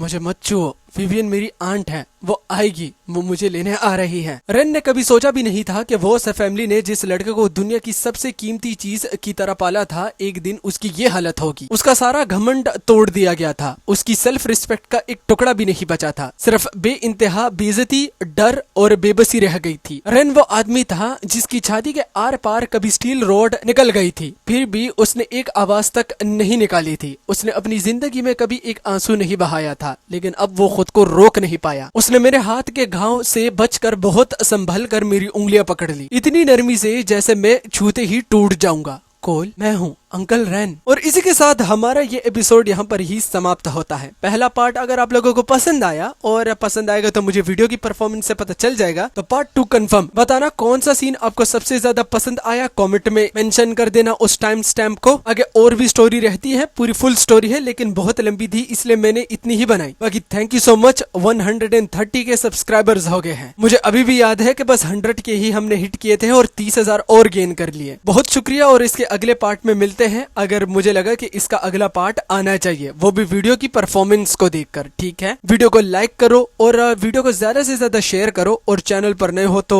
उसे भी सब्सक्राइब कर दो। अंकल तुम्हें घर ले जाने आ गए हैं, डरने की जरूरत नहीं, अब कोई तुम्हें कभी हर्ट नहीं करेगा। देखिए अंकल, अगर आपको कूल बनना है तो यहाँ पर आप चूतिया बन रहे हो। कोल की गांड मार रखी है, अब उसमें क्या बचा है कि आप उसे प्रोटेक्ट करेंगे? तो या कैरी ऑन, जो भी आपको डायलॉग मारने। मैं प्रॉमिस करता हूँ। धीरे धीरे रेन की आवाज मेरे कानों तक पहुँचती है। मेरे माथे पर पड़ी टेंशन की लकीरें हल्का होने लगती है। मेरी धीमी आवाज सुनाई देती है, अंकल रेन, मुझे घर जाना है। कोल, हम ऑलरेडी घर पर हैं, तुम अब सेफ हो, तुम अपने घर में हो। रेन लगभग आधा घंटा रूम में रहता है। जब वो बाहर आता है, मिस्टर एंड मिसेस शॉ तुरंत उसके पास आ जाते हैं। वो कैसा है, क्या ट्रीटमेंट काम कर रहा है? रेन अपना मास्क उतारता है और सिर हिला देता है। कोल अब थोड़ा बेटर है, अब दोनों को अंदर जाकर उससे बात कर लेनी चाहिए। मिसेस शॉ जल्दी से सिर हिलाती है। हाँ, हम अभी जा रहे हैं। फिर वो रेन की तरफ मुड़ती है। उसकी आंखों में गिल्ट साफ दिख रहा होता है। रेन, विवियन की तरफ से मैं तुमसे और यहाँ मौजूद सब लोगों से माफी मांगती हूँ। ये सब उसकी गलती है। अगर उसने कोल को वहाँ नहीं भेजा होता तो। रेन हाथ उठाकर उन्हें बीच में ही रोक देता है। मिसेस शॉ, प्लीज, हम अपनी इन्वेस्टिगेशन खुद करेंगे। वॉस फैमिली और विवियन के बीच जो भी मैटर है वो ना आपका बर्डन है और ना मिस्टर शॉ का। लेकिन मैं एक बात बिल्कुल क्लियर कर देना चाहता हूँ, अगर आप हमारे रास्ते में आए तो वॉस फैमिली पुराने रिश्तों की वजह से पीछे नहीं हटेगी। हम पहले ही अपने बहुत से लोग खो चुके हैं। हमारी फैमिली अंदर से पूरी तरह खोखली हो चुकी है। अब कोल ही हमारे पास बचा है। उसके फादर ने हमें अपना सब कुछ दिया था। हम सब ने कसम खाई थी कि हम कोल को कभी भी चोट नहीं लगने देंगे, उसकी आंखों से एक आंसू तक नहीं गिरने देंगे। और अब उसकी ये हालत हो गई है। अब हम उसके फादर का सामना कैसे करेंगे? मुझे उम्मीद है कि आप समझ रही होंगी हम किस पोजीशन में हैं। मिस्टर शॉ सिर हिला देते हैं। हम इंटरफियर नहीं करेंगे, ये गलती विवियन ने ही की है और इसका जवाब भी विवियन को ही देना होगा। ये उसका कोल पर कर्ज है। इतना कहकर दोनों नर्स को बोलते हैं, आइसोलेशन गाउन्स पहनते हैं और मेरे रूम के अंदर चले जाते हैं। रेन बाहर वॉल के सहारे खड़ा होकर एक लंबी थकी हुई सांस छोड़ता है। तभी विला का बटलर उसके पास आता है। रेन, विवियन फ्रंट गेट पर है, वो अंदर आने की डिमांड कर रही है। ये सुनते ही रेन का चेहरा गुस्से से काला पड़ जाता है। उसकी हिम्मत कैसी हुई यहाँ आने की? वो बाकी वॉस रिट्रेनर्स को बुलाता है और सब एक साथ उससे मिलने बाहर निकलते हैं। माउंटेन विला के फ्रंट गेट पर विवियन ठंड में अकेली खड़ी होती है। उसकी नजर सेकंड फ्लोर की एक विंडो पर टिकी हुई होती है जिसके कर्टन्स बंद हैं। वो जानती है कि कोल उसी रूम में है। अगर उसे कोल को डिस्टर्ब करने का डर नहीं होता तो वो कब का अपने लोगों को जबरदस्ती अंदर घुसने का ऑर्डर दे चुकी होती। मतलब गांड मारा ये स्टोरी और गांड मारा ये विवियन, मेरा दिमाग खराब हो रहा है। लेकिन मैं ही चूतिया हूँ जो इस तरह स्टोरी सेलेक्ट करके एक्सप्लेन करता हूँ। देख रहे हो मेरी हालत? अपनी स्टोरी पर ही गुस्सा आता है भाई। वो ठंड में खड़ी किसी के डोर खोलने का वेट नहीं कर रही होती। रेन बिना कुछ कहे विवियन के चेहरे पर जोर से थप्पड़ मार देता है। साला अब रूह को चैन मिली। भैया अब बालों से खींच भाई, बालों से। थप्पड़ बहुत कम है भाई। उसके बॉडीगार्ड्स तुरंत आगे बढ़ते हैं लेकिन विवियन सिर्फ एक नजर से उन्हें रोक देती है। पीछे हटो। वो सब रुक जाते हैं। विवियन रेन की तरफ देखती है। मुझे कोल से मिलना है। रेन उसे ऐसे घूरता है जैसे उसकी आंखों में ही उसे मार देने की ताकत हो। तुमने उसकी ये हालत की है और फिर भी तुम यहाँ अपना चेहरा दिखाने की हिम्मत की। आज से वो फैमिली और विवियन शॉ एनिमीज हैं। रात को सोते वक्त एक आंख खुली रखना, वरना तुम्हें पता भी नहीं चलेगा कि तुम्हारी मौत कब और कैसे आएगी। रेन की किसी भी बात का विवियन पर कोई असर नहीं होता। उसका सिर्फ एक ही गोल होता है, कोल को देखना। रेन, तुम्हें मुझसे हिसाब सेटल करना है तो कभी भी कर लेना, लेकिन अभी सिर्फ कोल से मिलना है। मुझे देखना है कि वो जिंदा है या नहीं। रेन गुस्से में धीरे से गाली देता है। विवियन अपनी जगह से हिलने को रेडी नहीं होती। वो दोबारा ऊपर हाथ उठाने ही वाला होता है कि पीछे से एक नर्स की अर्जेंट आवाज आ जाती है। रेन, यंग मास्टर के वाइटल क्रैश कर रहे हैं, आपको अभी अंदर जाना होगा। सब कुछ वही रुक जाता है। रेन तुरंत अंदर की तरफ भागता है। विवियन भी बिना एक सेकंड वेस्ट किए उसके पीछे दौड़ पड़ती है और बहन के लंड बॉडीगार्ड तो वैसे ही पड़े हुए, हाथ में चूड़ियां पहनी हुई हैं। इतना सब कुछ होने के बावजूद भी विवियन उनके सामने से ही निकल गई। मिस्टर एंड मिसेस शॉ पहले ही रूम के बाहर खड़े होते हैं। दोनों के चेहरे पर डर और टेंशन होती है। रेन उन्हें देखते ही गुस्से में पूछता है, आप दोनों अभी उसके रूम में थे, आपने उससे क्या कहा? उसकी कंडीशन इतनी जल्दी कैसे क्रैश होगी? मिसेस शॉ की आवाज टूट जाती है। हमने बस उससे कहा था कि डरो मत। शुरू में वो बिल्कुल ठीक था, फिर अचानक कोल चिल्लाने लगा कि विवियन उसे बचाए। उसके बाद उसकी पूरी बॉडी सीज करने लगी। विवियन के सीने में कुछ जोर से कस जाता है। वो सबको धक्का देकर रूम के अंदर घुस जाती है। डॉक्टर और नर्सेस इमरजेंसी मोड में होते हैं। मैं बेड पर बुरी तरह तड़प रहा होता हूँ। मेरी आंखें बंद होती हैं और मैं बार बार चीख रहा होता हूँ। मैं झूठ नहीं बोल रहा, विवियन मेरी आंट है। वो सच में मेरी आंट है। मत करो, बहुत दर्द हो रहा है। विवियन प्लीज, प्लीज आओ और मुझे बचा लो। विवियन का गला बाहर आता है। वो डॉक्टर्स और नर्सिस के बीच से गुजरती है और मेरे पास आती है और मेरा हाथ पकड़ लेती है। उसकी आवाज कांप रही होती है। कोल, डरो मत, विवियन यहाँ है, मैं तुम्हारे पास हूँ। अब कोई भी तुम्हें हर्ट नहीं करेगा, कभी भी नहीं। अपनी आंट ही ऐसी हो तो दुश्मनों की क्या जरूरत। आंटी, आपको एक्सप्लेन करता चलूं कि कोल को लोगों से डरने की जरूरत नहीं बल्कि आपसे डरने की जरूरत है। और किस्मत से तो आप तो उसके सामने ही हैं। बेचारे की आगे क्या हालत होगी ये तो मैं भी एक्सपेक्ट नहीं कर सकता। जैसे ही उसकी आवाज मेरे कानों तक पहुंचती है मैं धीरे धीरे शांत होने लगता हूँ। मेरे वाइटल्स दोबारा स्टेबल होने लगते हैं। डॉक्टर मॉनिटर्स चेक करता है और मेरे वुंड्स पर फ्रेश बैंडेजेस लगाने लगता है। वो धीमी आवाज में कहता है, मिस शॉ, उससे बातें करती रहिए लेकिन किसी भी कंडीशन में उसके साथ जो हुआ उसका मेंशन मत कीजिए। उसकी पास की कोई अच्छी मेमोरी याद दिलाइए, कोई खुशी वाली बात। विवियन सिर हिला देती है। वो मेरा हाथ और मजबूती से पकड़ती है और एक गहरी सांस लेती है। कोल, क्या तुम्हें वो छोटी क्ले फिगर याद है जो तुमने मेरे लिए बनाई थी? वो जो तुमने अपने हाथों से शेप की थी, 2 फिंगर्स, एक बड़ी और एक छोटी, दोनों एक दूसरे का हाथ पकड़े हुए, वो आज भी मेरे डेस्क पर रखी हुई है। जब तुमने मुझे वो दी थी तुमने कहा था कि वो तुम और मैं हूँ। तुमने कहा था कि तुम हमेशा मेरे साथ रहोगे। तुमने ये भी कहा था कि जब तुम बड़े हो जाओगे तो इतने पैसे कमाओगे कि मुझे पूरी दुनिया घुमाने ले जाओगे। कोल, मैं अब भी उसी ट्रिप का वेट कर रही हूँ, इसलिए प्लीज वेक अप।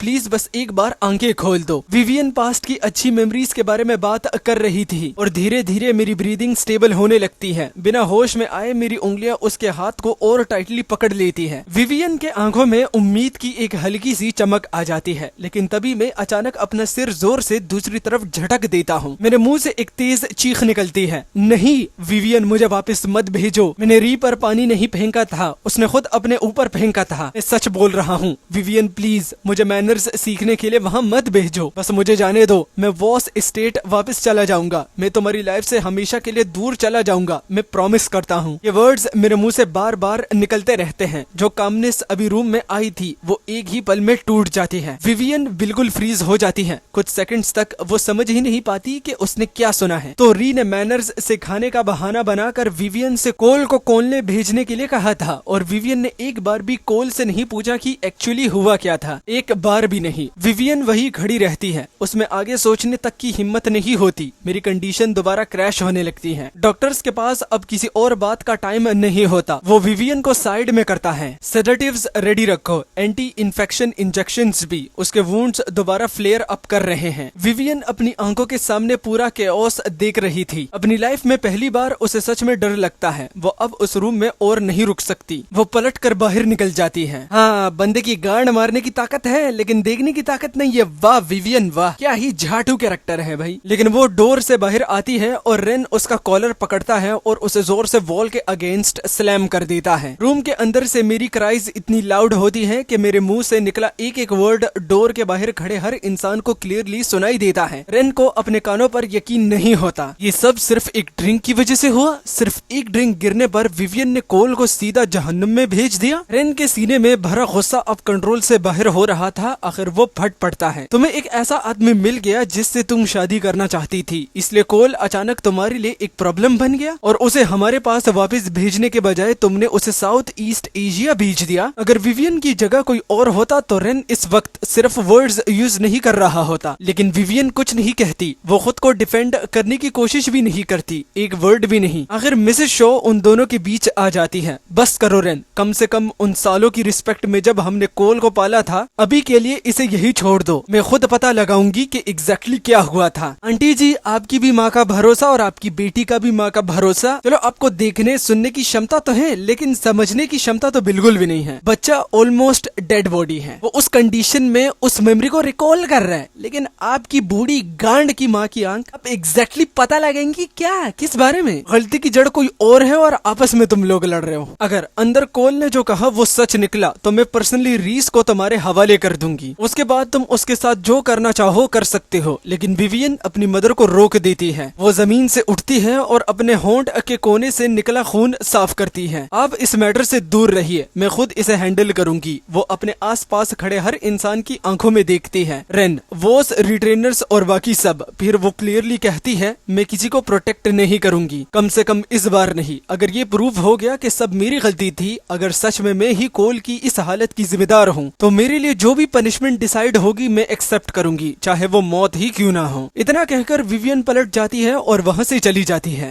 जैसे ही वो विला के गेट से बाहर निकलती है वो तुरंत ऑर्डर देती है, असिस्टेंट ली, केन मैनर की पिछली पूरी 1 महीने की सारी सिक्योरिटी फुटेज निकालो। कुनलाय और गोल्डन ब्रांच में कोल से कनेक्टेड जितनी भी रिकॉर्डिंग है मुझे सब चाहिए। हर क्लिप को प्रॉपरली ऑर्गेनाइज करके मेरे पास लाओ। बॉडीगार्ड सिर हिला देता है, अंडरस्टूड बॉस, मैं अभी अरेंज करता हूँ। कार माउंटेन विला से निकलकर केन मानोर की तरफ बढ़ जाती है। जब विवियन मैनर के अंदर इंटर करती है तो एंट्रेंस हॉल में रीस को मिंग को अपनी बाहों में पकड़े बटलर से आर्ग्यू करते हुए देखती है। मेरा बेटा बीमार है, मुझे उसे अभी हॉस्पिटल ले जाना है। अगर तुम्हारे रोकने की वजह से मेरे बेटे को कुछ हो गया तो क्या तुम उसकी रिस्पॉन्सिबिलिटी लोगे? बटलर के एक्सप्रेशन में जरा सा भी चेंज नहीं आता, उसकी टोन कम्प्लीटली प्रोफेशनल रहती है। माफ कीजिए मिस्टर रीस, मिस विवियन के ऑर्डर बिल्कुल क्लियर है, उनकी परमिशन के बिना मैनर से कोई भी बाहर नहीं जा सकता। मैनर में एक प्राइवेट डॉक्टर अवेलेबल है, आपको डॉक्टर चाहिए तो मैं उन्हें इसी वक्त बुला सकता हूँ। रीस अंदर ही अंदर पैनिक से जल रहा होता है। यहाँ गुजरता हुआ हर मिनट विवियन को सच के और करीब ले जा रहा है। एक बार विवियन को सब पता चल गया तो रीस कम्प्लीटली फिनिश्ड है। यहाँ से बाहर निकलना ऑलमोस्ट इम्पॉसिबल हो चुका है और उसके बाद वो जिंदा बचेगा या नहीं वो एक अलग क्वेश्चन है। रीस कुछ कहने के लिए मुंह खोलता ही है कि पीछे से विवियन की आवाज आती है, यहाँ क्या हो रहा है? रीस का पूरा बॉडी स्टिफ हो जाता है। बिना रियलाइज किए मिंग पर उसकी ग्रिप और टाइट हो जाती है। बटलर आगे बढ़ता है, विवियन को पूरी सिचुएशन एक्सप्लेन करता है। विवियन मिंग के पास आती है और उसके फोरहेड को टच करती है। मैनर में डॉक्टर है ना, उन्हें बुलाओ और मिंग को चेक करवाओ। बटलर सिर हिला देता है, जी मिस विवियन। रीस कंफ्यूजन में ब्लिंक करता है, वो विवियन को बिल्कुल रीड नहीं कर पा रहा होता। वो इतनी नॉर्मल क्यों बिहेव कर रही है जैसे वॉस विला में कुछ हुआ ही नहीं। विवियन उसे कंटिन्यूसली स्टेयर करते हुए नोटिस कर लेती है। क्या हुआ, तुम मुझे ऐसे क्यों देख रहे हो? रीस तुरंत नजर हटा लेता है, कुछ नहीं, मुझे बस तुम ज्यादा थकी हुई नजर आ रही हो। मैं सोच रहा था कि तुम्हें जाकर रेस्ट करना चाहिए। वैसे क्या तुम वॉस विला गई थी? क्या तुमने कोल को देखा? वो कैसा है? विवियन उसके क्वेश्चन का आंसर नहीं देती, वो उसकी बाहों में मौजूद मिंग को देखती है। बाहर बहुत ठंड है, पहले बच्चों को अंदर लेकर चलो। सब अंदर चले जाते हैं। थोड़ी देर के बाद प्राइवेट डॉक्टर भी आ जाता है। जब डॉक्टर मिंग को एग्जामिन कर रहा होता है, रीस साइड में खड़ा रहता है। बिना रियलाइज किए उसकी उंगलियां उसकी शर्ट के नीचे वाले हिस्से को बार बार ट्विस्ट कर रही होती है। वो शांत दिखने की पूरी कोशिश कर रहा होता है। उसने एक्सपेक्ट नहीं किया था कि विवियन इतनी जल्दी वापस आ जाएगी। मिंग की इलनेस के बहाने वो मैनर से निकलने का प्लान बना रहा था, लेकिन अब वो रास्ता भी बंद हो चुका था। डॉक्टर जल्द ही अपना वर्डिक्ट दे देता है, कोई सीरियस प्रॉब्लम नहीं है, टेम्परेचर सडनली ड्रॉप होने की वजह से बच्चे को कोल्ड हुआ है। 2 दिन मेडिसिन लेने के बाद ये बिल्कुल ठीक हो जाएगा। डॉक्टर मेडिसिन लेने के लिए रूम से बाहर चला जाता है। रीस बेड के कॉर्नर पर बैठा है और मिंग का छोटा सा हाथ अपने हाथ में ले लेता है। उसकी आंखें रेड हो जाती हैं। I am sorry Ming, dad तुम्हारा ध्यान नहीं रख पाया। अगर रीस को पता होता कि विवियन इतनी जल्दी वापस आ जाएगी तो वह कभी भी अपने बेटे को ठंडे पानी से बात नहीं देता, न ही उसे ठंडी हवा में छोड़ता ताकि जानबूझकर उसे कोल्ड हो जाए। अब मिंग को सफर करते देखकर रीस का दिल अंदर से दर्द से कस जाता है। मिंग बेड पर लेटा होता है। फीवर की वजह से उसका छोटा सा फेस रेड हो चुका होता है। उसकी यंग सिस्टर उसके पास आने की कोशिश करती है, लेकिन एक सर्वेंट उसे पीछे खींच लेता है क्योंकि उसे डर होता है कि कहीं उसे भी इन्फेक्शन ना हो जाए। डॉक्टर के मेडिसिन देने के बाद मिंग धीरे धीरे सो जाती है। इस पूरे टाइम विवियन रूम से बाहर नहीं जाती। वो रीस के फेस पर आने वाला हर एक्सप्रेशन नोटिस करती है, उसकी हर मूवमेंट को ऑब्जर्व करती है। डॉक्टर के जाने के बाद पूरे रूम में साइलेंस छा जाता है। दोनों में से कोई कुछ नहीं कहता। रूम में एक ऑकवर्ड और हैवी साइलेंस सेटल हो जाता है। आखिर रीस ही उस साइलेंस को तोड़ता है। विवियन, तुम पिछले कई दिनों से खुद को बिल्कुल रेस्ट नहीं दे रही, जाकर थोड़ा सो जाओ। मैं आज रात बेडरूम में वापस नहीं आऊंगा, मैं बच्चों के पास ही रहना चाहता हूँ। विवियन क्वाइटली सिर हिला देती है। तुम्हें किसी चीज की जरूरत हो तो बटलर को बोल देना। इतना कहने के बाद वो रीस की तरफ देखती है, एक लंबी और अनरीडेबल नजर, फिर वो पलट कर रूम से चली जाती है। जैसे ही विवियन चली जाती है, रीस के सीने में बनी टेंशन की घंटी थोड़ी लूज हो जाती है। उसे नहीं पता कि विवियन ने वॉस विला में क्या सुना या जाना है। उसे ये भी पता नहीं होता कि पूरा सच सामने आने के बाद विवियन क्या करेगी, वो उसे मार देगी या उसे माफ कर देगी। जब से रीस ने विवियन को मेल मेरी वजह से बीस्ट अरीना में मौजूद सब लोगों को पनिश करने का ऑर्डर देते देखा था, तब से वो विवियन के दिल में अपनी जगह को लेकर कोई गैम्बल करने की हिम्मत नहीं कर रहा था। रीस अपने बेटे के छोटे से हाथ को और टाइटली पकड़ लेता है और दिल ही दिल में कसम खाता है, चाहे कुछ भी हो जाए मैं अपने बच्चों को प्रोटेक्ट करूंगा। विवियन अपने रूम में वापस जाती है। वो जल्दी से वॉश अप करती है और बेड पर लेट जाती है। कई दिनों की रनिंग, टेंशन और शॉक ने उसके नर्व्स को लिमिट तक स्ट्रेच कर दिया था। कई दिनों में ये पहला मोमेंट था जब उसे प्रॉपरली सांस लेने का चांस मिला था। वो सिर्फ सोना चाहती थी, लेकिन जब भी वो अपनी आंखें बंद करती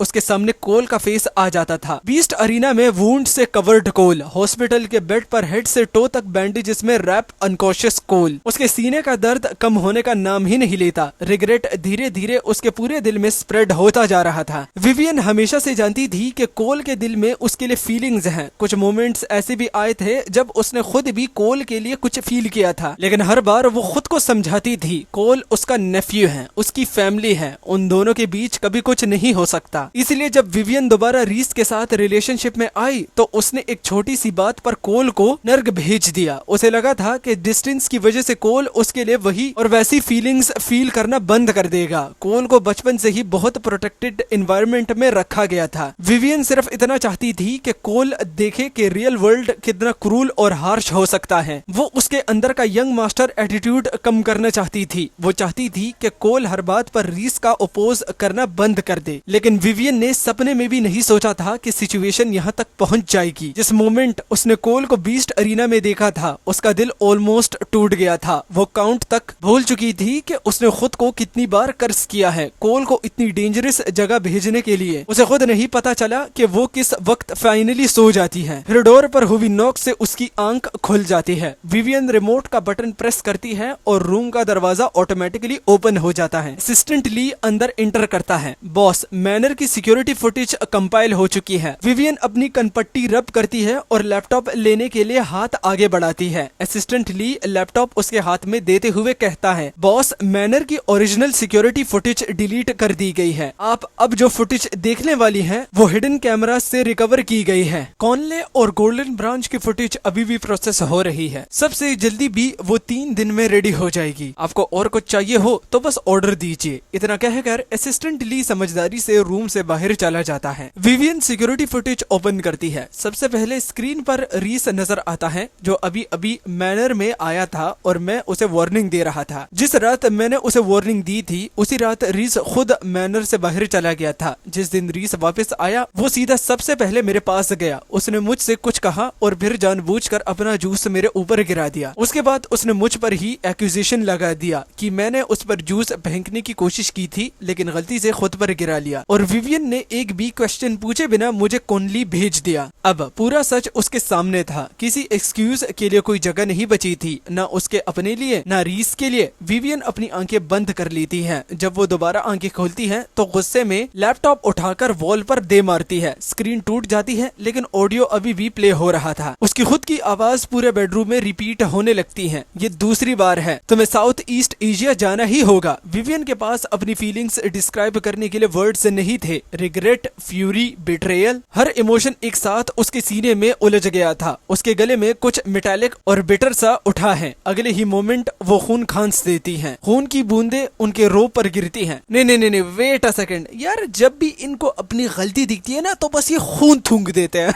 अबे खून थूकने का क्या कनेक्शन है? बंदा थोड़ा सा आंसू बहा लेता है, नहीं इन लोगों को खून ही थूकना है। काफी देर तक वो वही बैठती रहती है। फिर वो उठती है, बाथरूम में जाकर खुद को क्लीन करती है, क्लोजेट से कपड़े चेंज करती है और बाहर निकल जाती है। उसके फेस पर कोई इमोशन नहीं होता। नीचे डाइनिंग रूम में पहुंचकर वो देखती है कि टेबल पर सिर्फ एक ही प्लेस सेटिंग रखी हुई है। वो बटलर से पूछती है, क्या रीस पूरी रात अपने रूम में ही रहा? बटलर रिस्पेक्टफुली सिर हिला देता है, जी सर, कल से मिंग के रूम में ही है। उनका कहना है कि वो चाइल्ड को लेकर वरिड है। डिनर और ब्रेकफास्ट दोनों उनके रूम में भेजे गए थे। विवियन सिर हिला देती है, ओके। वो ब्रेकफास्ट फिनिश करती है और वॉस विला के लिए निकल जाती है। मिंग के रूम में रीस फ्लोर टू सीलिंग विंडो के पास खड़ा होता है। जैसे ही वो विवियन को मैनर से निकलते देखता है उसके अंदर की टेंशन हल्की सी हो जाती है। सुबह वो अपनी डॉटर को भी इसी रूम में ले आया था। दोनों बच्चे अभी भी सो रहे थे। उन्हें बिल्कुल आइडिया नहीं था कि पिछले कुछ दिनों में क्या क्या हुआ है। रीस बेड के पास जाकर बैठता है। वो दोनों बच्चों के छोटे हाथ अपने हाथों में ले लेता है। उनकी नरम हथेलियां फील करके उसकी आंखें के कॉर्नर्स रेड हो जाते हैं। वो बिना ब्लिंक किए दोनों के फेसेस को देखता रहता है, जैसे उनके चेहरे की हर डिटेल को हमेशा के लिए अपनी मेमोरीज में सेव कर रहा हो। बच्चों, डैड को माफ कर देना, लेकिन टेंशन मत लो, चाहे मुझे अपनी जान ही क्यों देना पड़े। डैड तुम दोनों को हमेशा प्रोटेक्ट करेगा। विवियन वॉस फैमिली विला पहुंचती है। जैसे एक्सपेक्टेड था, उसे गेट पर ही रोक दिया जाता है। आयरन गेट के दूसरी तरफ खड़ा वॉस बॉडीगार्ड कहता है, miss Shaw, I am really sorry, rain के डायरेक्ट ऑर्डर्स हैं, किसी स्ट्रॉन्ग रीजन के बिना हम आपको अंदर नहीं आने दे सकते। विवियन क्लियरली समझती है कि रेन के लिए स्ट्रॉन्ग रीजन का क्या मतलब है, उसका अटॉनमेंट और कोल के साथ जो कुछ हुआ उसकी पूरी ट्रुथ।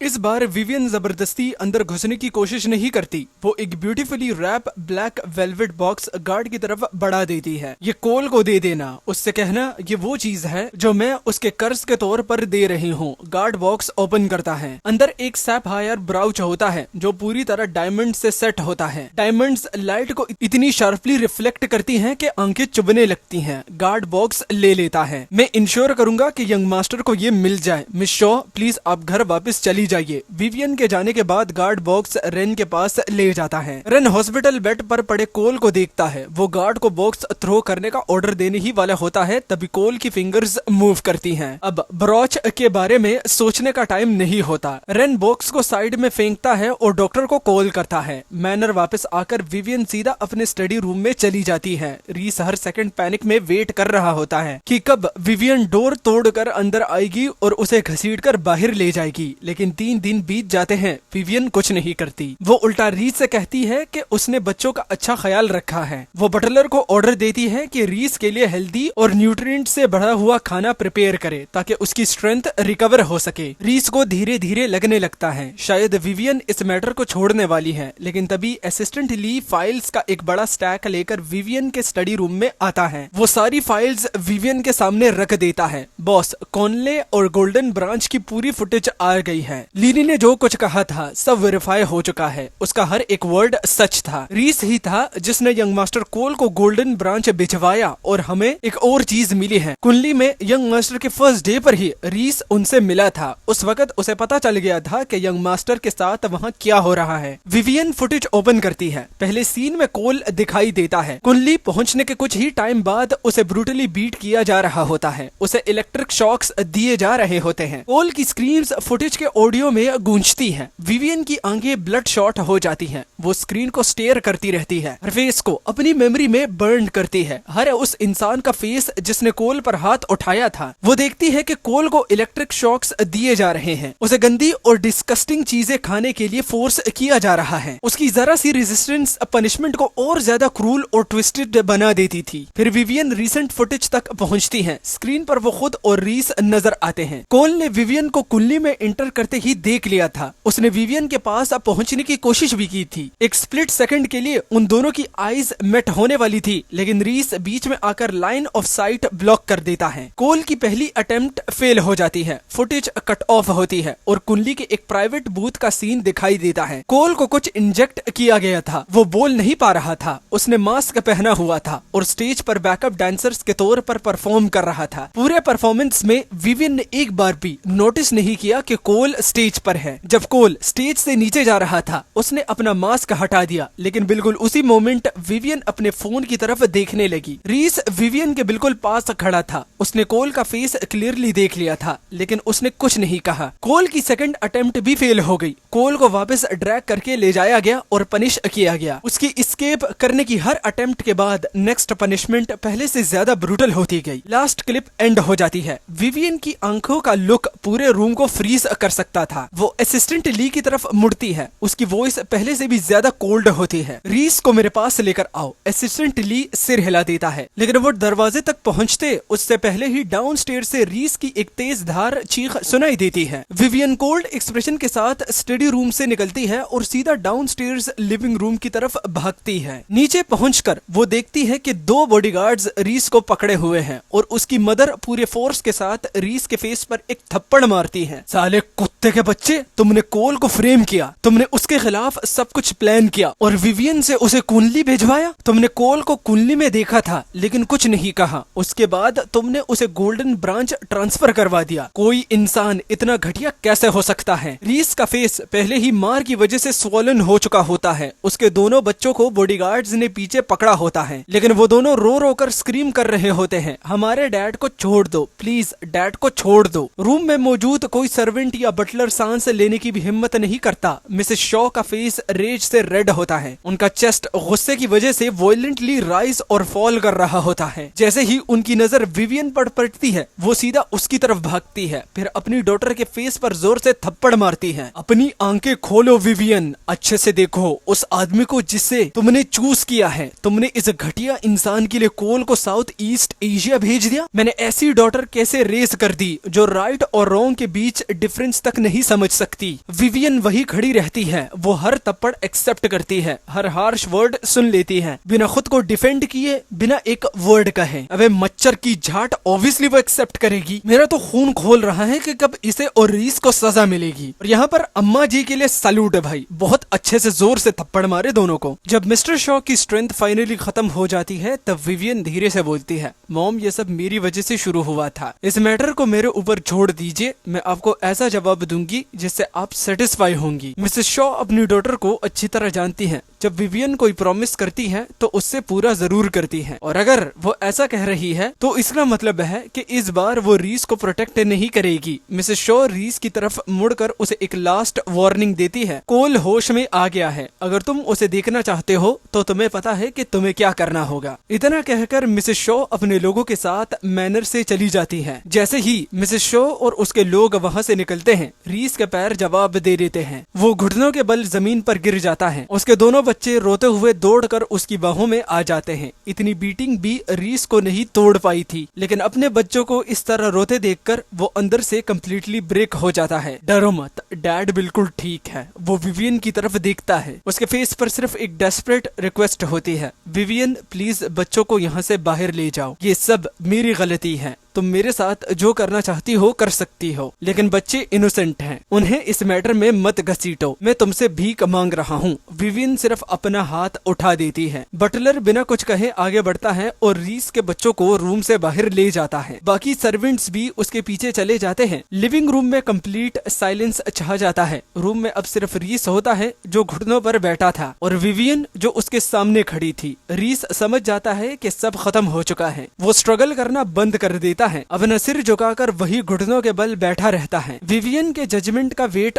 करता हुआ। विवियन धीरे से उसकी तरफ बढ़ती है, एक कदम, फिर दूसरा कदम। उसके हाथ रीस के गले पर जाकर बंद हो जाते हैं। उसकी आवाज बर्फ से भी ज्यादा कोल्ड होती है। तुमने ये सब क्यों किया? तुम जो भी मांगते मैं तुम्हें दे देती। मैंने तुम्हारे बच्चों को भी एक्सेप्ट किया, तो फिर क्यों? तुम कोल के पीछे क्यों पड़े? रीस उसकी आंखों में सीधा दिखता है। जब वो बोलता है उसका हर वर्ड स्लो और डिलिबरेट होता है। Because I hate him. उसका जन्म एक यंग मास्टर के तौर पर क्यों हुआ? हर कोई उसके लिए अपनी जान देने को क्यों रेडी रहता है, जबकि मेरे पास कुछ भी नहीं था, क्योंकि लौड़े तू गरीब था और वो अमीर है। उसका बाप रईस था और तेरा बाप पापड़ बेचता था। Simple is that. इसमें जेलस होने वाली क्या बात है, और उससे बदला किस बात का? साला ये जो गरीब होता है ना, ये अपनी आदत से गरीब होता है। और विवियन ने अभी जो कहा कि उसके बच्चों को भी विवियन ने एक्सेप्ट कर लिया था, तो इसका मतलब जब ये गरीब था तब भी ये पलंग तोड़ता था और इसके 2 बच्चे भी हो चुके थे। ये रंडवा तो हर जगह फिर मुंह मारता रहता था। जब मैं तुम्हारे साथ था तो तुम्हारी अटेंशन पाने के लिए मुझे हर वक्त स्ट्रगल करना पड़ता था, लेकिन कोल को कुछ भी करने की भी जरूरत नहीं थी, फिर भी उसे सब कुछ मिलता था। मैं चाहता था कि वो मर जाए, उसके चले जाने के बाद सिर्फ मैं बचता, फिर तुम्हारी पूरी अटेंशन सिर्फ मेरी होती। रीस के हर वर्ड के साथ विवियन की ग्रिप उसके गले पर और टाइट होती जाती है। रीस का चेहरा टमाटर की तरह लाल हो जाता है। उसके लिए सांस लेना इंक्रीजिंगली डिफिकल्ट हो रहा था, लेकिन फिर भी वो बोलता रहता है। उसे पता है कि उसकी एंडिंग ऑलरेडी लिखी जा चुकी है, इसलिए वो मरने से पहले सब कुछ कह देना चाहता था। कोल की किस्मत ही खराब थी। जब भी उसे बचने का चांस मिला वो हर बार मिस हो गया, और तुम विवियन, कोल को कुंडली भेजने वाली तुम थी। जब भी उसने तुम तक पहुंचने की कोशिश की,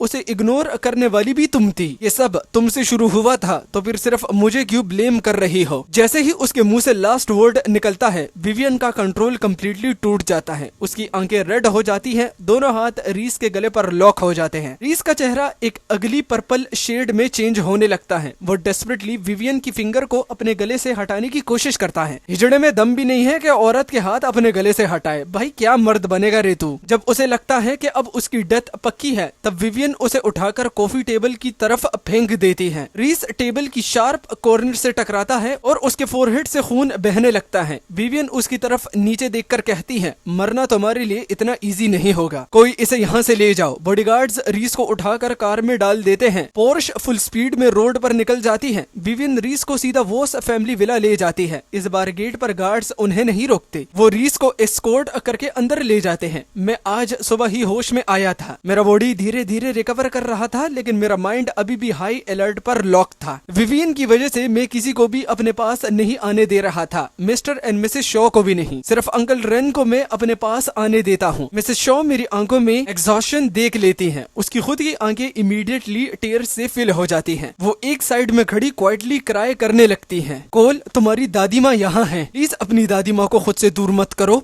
सॉरी गाइज, बस एक इम्पोर्टेंट मैसेज वीडियो के बीच में आप लोगों को देना चाहता हूँ। मेरा सेकंड चैनल है मोर नोटी के नाम से, लिंक आपको डिस्क्रिप्शन में और कमेंट सेक्शन में पिन हुआ दिख जाएगा। वहाँ पर मैंने 2 वीडियोस अपलोड की हैं, उसे भी जाकर देख लो, काफी ही धांसू हैं। बस बैकअप के लिए बनाया था और पहले भी मैं बैकअप बना चुका था, लेकिन वो वेरीफाई नहीं हो रहे थे। इनकेस फ्यूचर में इस चैनल को कुछ होता है तो बैकअप तो होगा ही। तो या जल्दी से उसे जाके सब्सक्राइब करो एंड अब वीडियो को एंजॉय करो। मैं उनकी आवाज सुनते ही रेन के और पास चला जाता हूँ। मेरी वो छोटी सी मूवमेंट मिसेस शॉ के दिल को ब्लेड की तरह कट कर देती है। तभी एक बॉडीगार्ड रूम में इंटर करता है और रेन से कहता है, रेन, मिस शॉ यहाँ है। जैसे ही मैं ये वर्ड्स सुनता हूँ, मेरा पूरा बॉडी फ्लिंच कर जाता है। रेन बॉडीगार्ड को सिग्नल देता है कि उसे अंदर भेज दिया जाए। फिर वो अपना वार्म एंड स्टेडी हाथ मेरे हाथ पर रख देता है। डरो मत कोल, अंकल रेन यहाँ है। अब कोई तुम्हें दोबारा हर्ट नहीं करेगा। अगर डॉक्टर ने ये नहीं कहा होता कि कोल को अपने नाइटमेयर का सामना खुद करना होगा ताकि वो उस ट्रॉमा को फाइनली खत्म कर सके, तो रेन कभी भी विवियन को उस डोर के अंदर एंटर नहीं करने देता। कुछ मोमेंट्स बाद विवियन रीस के साथ रूम में एंटर करती है। उसकी नजर सबसे पहले मेरे फेस पर बने स्कार पर पड़ती है। उसका चेस्ट सडनली टाइट हो जाता है। उसे ऐसा लगता है जैसे जिंदा होते हुए ही किसी ने उसके दिल का एक हिस्सा काट कर निकाल दिया हो। कोल, आई एम रियली सॉरी। उसके वर्ड्स पूरे भी नहीं होते कि कोई चीज जोर से उसके चीक पर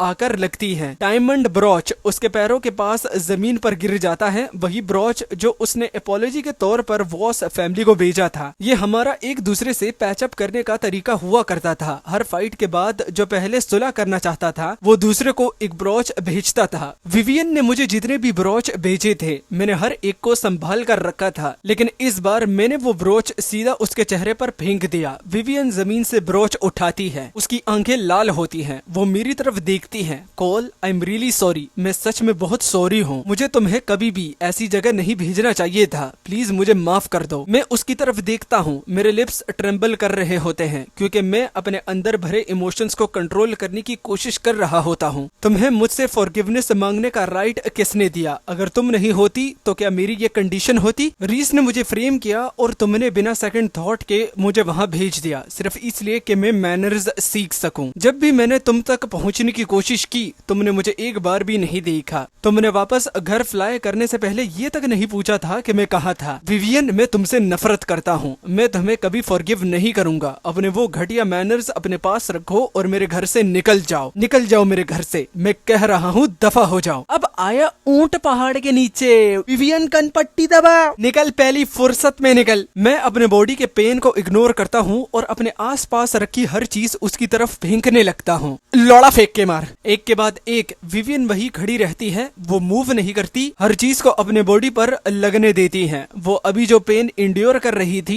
वो कुंडली में मेरे इंड्योर किए गए पेन का एक 10,000वां हिस्सा भी नहीं था। रेन को डर होता है कि मेरी इमोशंस का सडन स्पाइक मेरी कंडीशन दोबारा क्रैश ना कर दे। वो तुरंत बीच में आता है और मुझे अपने हाथों में होल्ड कर लेता है। इजी कोल, अंकल रेन सब हैंडल कर लेगा। फिर वो विवियन की तरफ मुड़ता है। इससे तुम अपॉलॉजी कहती हो? वो पर्सन कहाँ है जिसे हमने मांगा था। विवियन अपने फोरहेड से ब्लड वाइप करती है, फिर बॉडीगार्ड्स को सिग्नल देती है। बॉडीगार्ड्स रीस को घसीट कर रूम के अंदर लाते हैं और उसे जोर से फ्लोर पर फेंक देते हैं। रूम में मौजूद हर पर्सन रीस को डेड देखना चाहता था। अगर रीस ने लिली का यूज करके मुझे गोल्डन ब्रांच ट्रांसफर नहीं करवाया होता तो मैं इतना ब्रोकन होकर वापस नहीं आता, और अगर विवियन राइट टाइम पर नहीं पहुंचती तो शायद मैं कभी वापस ही नहीं आता। गोल्डन ब्रांच में मेरे साथ जो कुछ हुआ सब देखने के बाद रेन का मन वहाँ के हर इंसान को मार देने का कर रहा था, सबसे ज्यादा रीस को, और फिर वो वही करता है। एक गन शॉट की लाउड आवाज पूरे रूम में गूंजती है। रीस अपने ब्लीडिंग थाइस को दोनों हाथों से पकड़ लेता है। वो पेन में फ्लोर पर तड़पने लगता है। फिर वो रेन के हाथों में सेफ बैठे मुझे देखता है और तब तक स्क्रीम करता है जब तक उसका गला कच्चा नहीं हो जाता। हाँ कोल, मैंने ये सब कुछ जानबूझकर किया था। तुम्हें बिना कुछ अर्न किए विवियन का लव क्यों मिलता है? मैं ही था जिसने उन लोगों से तुम्हारे साथ वो सब करवाया। मैं चाहता था कि तुम मर जाओ। अगर तुम्हारे अंदर हिम्मत है तो मुझे अभी मार दो। ये सब सुनकर मैं बिल्कुल स्टिल हो जाता हूँ। मैं रीस की ब्लड शॉट आईज में सीधा देखता हूँ, एक एक वर्ड क्लियरली बोलता हूँ, रीस,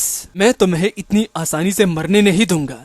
और इसी के साथ इस स्टोरी का दूसरा पार्ट भी खत्म होता है। पार्ट 3 इसका लास्ट होने वाला है जो कि जल्दी ही आएगा। बस मैं उस दूसरे चैनल पर फोकस कर रहा था जिसके बारे में मैंने स्टोरी के मिड में बताया, क्योंकि उसको मुझे मोनेटाइज करवाना था ताकि उस पर भी अपलोडिंग करना शुरू कर दूं। बाकी थैंक यू सो मच। मैंने लास्ट वीडियो में कहा था कि अगर इस वीडियो की परफॉर्मेंस अच्छी हुई तो पार्ट 2 डन। और दोस्तों, जो आप लोगों ने प्यार इस सीरीज के पहले पार्ट पर दिखाया था तो दूसरा पार्ट तो बनना ही था। बाकी मिलते हैं अगले पार्ट में। सेकंड चैनल का लिंक मैं कमेंट सेक्शन में पिन कर रहा हूँ और साथ में डिस्क्रिप्शन में भी होगा, उसको भी जाकर सब्सक्राइब कर दो। अब तक के लिए अलविदा, टाटा एंड बाय। मैं तुम्हें वो हर चीज फील करवाऊंगा जो मेरे साथ की गई थी। मैं इंश्योर करूंगा कि तुम खुद समझो कि इसका क्या मतलब होता है जब इंसान मौत मांगता रहे लेकिन मौत भी उसके पास ना आए। जैसे ही ये वर्ड्स फिनिश करता हूँ मेरे अंदर कुछ चेंज हो जाता है। मेरी आंखों का लुक और शार्प हो जाता है। अंकल रेन, इसे मरने मत देना। Understood young master. Rain signal देता है। बॉडीगार्ड रीस को ड्रैग करके रूम से बाहर ले जाते हैं। रीस के माइंड में कुंडली की वो सारी चीजें फ्लैश होने लगती है जो उसने वहाँ देखी थी। वो ब्रूटल इमेजेस, उसका पूरा बॉडी शडर कर जाता है। वो सब फेस करने के बजाय इसी वक्त मर जाना प्रेफर करता है। ना बाबू भैया ना, इतनी आसानी से तो मरने नहीं देने वाला कोल। बंदे की गांड फट गई भाई। बोल रहा था मैं अपने बच्चों के लिए कुछ भी करूंगा, साला एक कन्वर्सेशन तक टिक नहीं पाया। बोल रहे इससे तो मरना ही बेटर होगा। कोल, यू वर्थलेस एनिमल, अगर तुम्हारे अंदर गट्स हैं तो मुझे अभी मार दो। वो कंटिन्यूसली मुझे प्रोवोक करने के लिए वर्ड्स थ्रो कर रहा था, लेकिन मैं उसकी बातें कम्प्लीटली टून आउट कर देता हूँ। इसीलिए नहीं कि उसकी बातें मैटर नहीं करती, बल्कि इसीलिए क्योंकि मैं खुद को वीक पढ़ने से रोक रहा हूँ। ये भोसड़ी वाला एमसी अब तक इसकी कमजोरी गई नहीं। वीडियो खत्म होने को आई है लेकिन पता नहीं इसकी ये कमजोरी निकल ही नहीं रही। लगता है अब भाई की कमजोरी सिर्फ शिलाजीत से ही निकलेगी। मैं अब अपनी होप किसी और पर नहीं रख सकता। भाई तू रख भी मत, क्योंकि एंड में जो तुम्हारी हालत निकल कर आती है तो ऐसा लग जैसे हिजड़े ने तुम्हारे साथ जबरदस्ती कर दी हो। मुझे खुद स्ट्रॉन्ग बनना होगा। अगर उस वक्त मेरे नाम का वेट भी विवियन के नाम जितना होता तो कुंडली में मुझे टच करने की हिम्मत किसकी होती। मेरे सबसे पास खड़ा रेन सबसे पहले मेरे अंदर का चेंज नोटिस करता है। उसकी आंखों में प्राइड भी होती है और ग्रीफ भी। वॉस फैमिली का हर रिट्रेनर मेरे फादर के अंडर ही बड़ा हुआ था। अगर मेरे फादर ना होते तो उनमें से बहुत से लोग शायद जिंदा भी नहीं होते। मेरे फादर ने उन्हें दूसरी जिंदगी दी थी और बदले में वो उनके सन को प्रोटेक्ट तक नहीं कर पाए। रेन मुझे देखता है, उसके एक्सप्रेशन में डीप पेन होता है। फिर वो एक वाव लेता है। स्लोली, सीरियसली भाई कहना क्या चाहते हो भाई? झाटू, तेरे बात करने का तरीका भी थोड़ा अलग है। ढंग से बात कर, ये बदतमीजी वाली बातें क्यों कर रहा है? कोल, तुम जो करना चाहो करो, हम सब हमेशा तुम्हारे पीछे खड़े रहेंगे। हाँ, और पीछे से ही देखना कि कैसे कोल अपनी गांड मरवाता है हर जगह। रेन खड़ा होता है और बाकी रिट्रेनर्स के साथ रूम से बाहर निकलने लगता है। विवियन के पास से गुजरते वक्त वो रुकता है, फिर कोल्ड वॉइस में उसका नाम लेता है। विवियन, ये मत सोचना कि रीस को हमारे हवाले करने से सब कुछ खत्म हो जाएगा। हम तुम्हें इतनी इजीली इस सब से वॉक अवे नहीं करने देंगे। ये कभी मत भूलना, जो कुछ हुआ है उसकी एक्चुअल रिस्पॉन्सिबिलिटी तुम्हारी ही है। अब वॉस फैमिली और तुम एनिमीज हो, आज भी और हमेशा रहोगे। रेन रूम से चला जाता है। मिस्टर और मिसेस शॉ भी जाने लगते हैं, लेकिन डोर तक पहुंचकर मिसेस शॉ मेरी तरफ मुड़ती है। कोल, तुम जो करना चाहते हो करो, हमारी वजह से खुद को मत रोको। अबे बुढ़िया, वो जो करना चाहता है उसने पहले से डिसाइड कर लिया है, तू क्या बीच में टांग अड़ा रही है? जल्दी निकल यहाँ से बे। मेरे अंदर नरमी की एक वेव स्प्रेड होती है। मिस्टर एंड मिसेस शो हमेशा मेरे साथ अच्छे रहे हैं, सिर्फ अच्छे नहीं, उन्होंने मुझे अपने खुद के बच्चे की तरह लव किया है। ग्रैंडपा,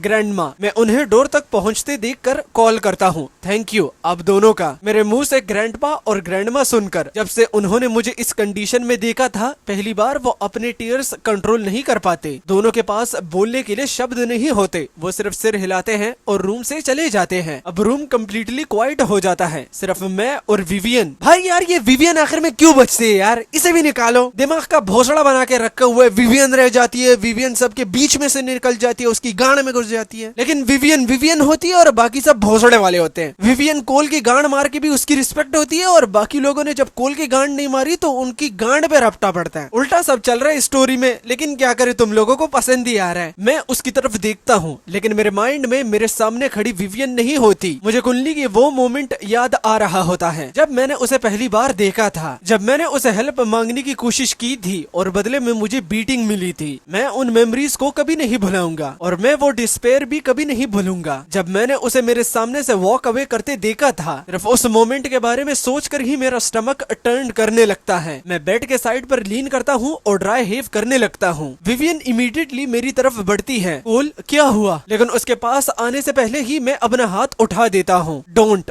विवियन वही रुक जाती है। ओ गॉड, पहली बार विवियन को किसी ने रोका, वरना ये तो सबके भोसड़े में जाके घुस रही थी और निकल के जा रही थी। वो मूव नहीं करती, बस मुझे स्ट्रगल करते हुए देख रही होती है। मेरी बैंडेजेस के थ्रू ब्लड सीप होता देखकर उसका हार्ट पेनफुली क्लिंच कर जाता है। हर ब्रेथ उसके लिए पेनफुल हो जाती है। फिर अचानक उसके नीज गिव आउट कर देते हैं। नहीं यार, ये लोग ना, ये कैरेक्टर, ये मेरे मुंह से इतनी गालियां सुनेंगे ना कि वीडियो पे येलो डॉलर आना ही आना है। इनको अपनी गलती दिखती है तो ये खून थूकते हैं, जब इनको खून दिखता है तो इनके टांगे काम करना बंद कर देती है। मतलब इनको कोई दूध पिलाओ यार, ये कैसे इंसान है। यहाँ जिंदगी के घोड़े लगे हुए और फिर भी टांगे काम बंद करने के बजाय और तेजी से चलती है कि कहीं जिंदगी के और एल ना लग जाए। और इनको देखो, ये तो अब इनका बात बात का हो गया है। और वो मेरे सामने फ्लोर पर घुटनों के बल गिर जाती है। कोल, मैंने तुम्हारे साथ बहुत गलत किया, बस मुझे बताओ मैं क्या करूं कि मुझे तुम माफ कर दो। मैं सिर्फ चाहती थी कि तुम देखो कि वहाँ की लाइफ एक्चुअली कैसे होती है। मैं कभी नहीं चाहती थी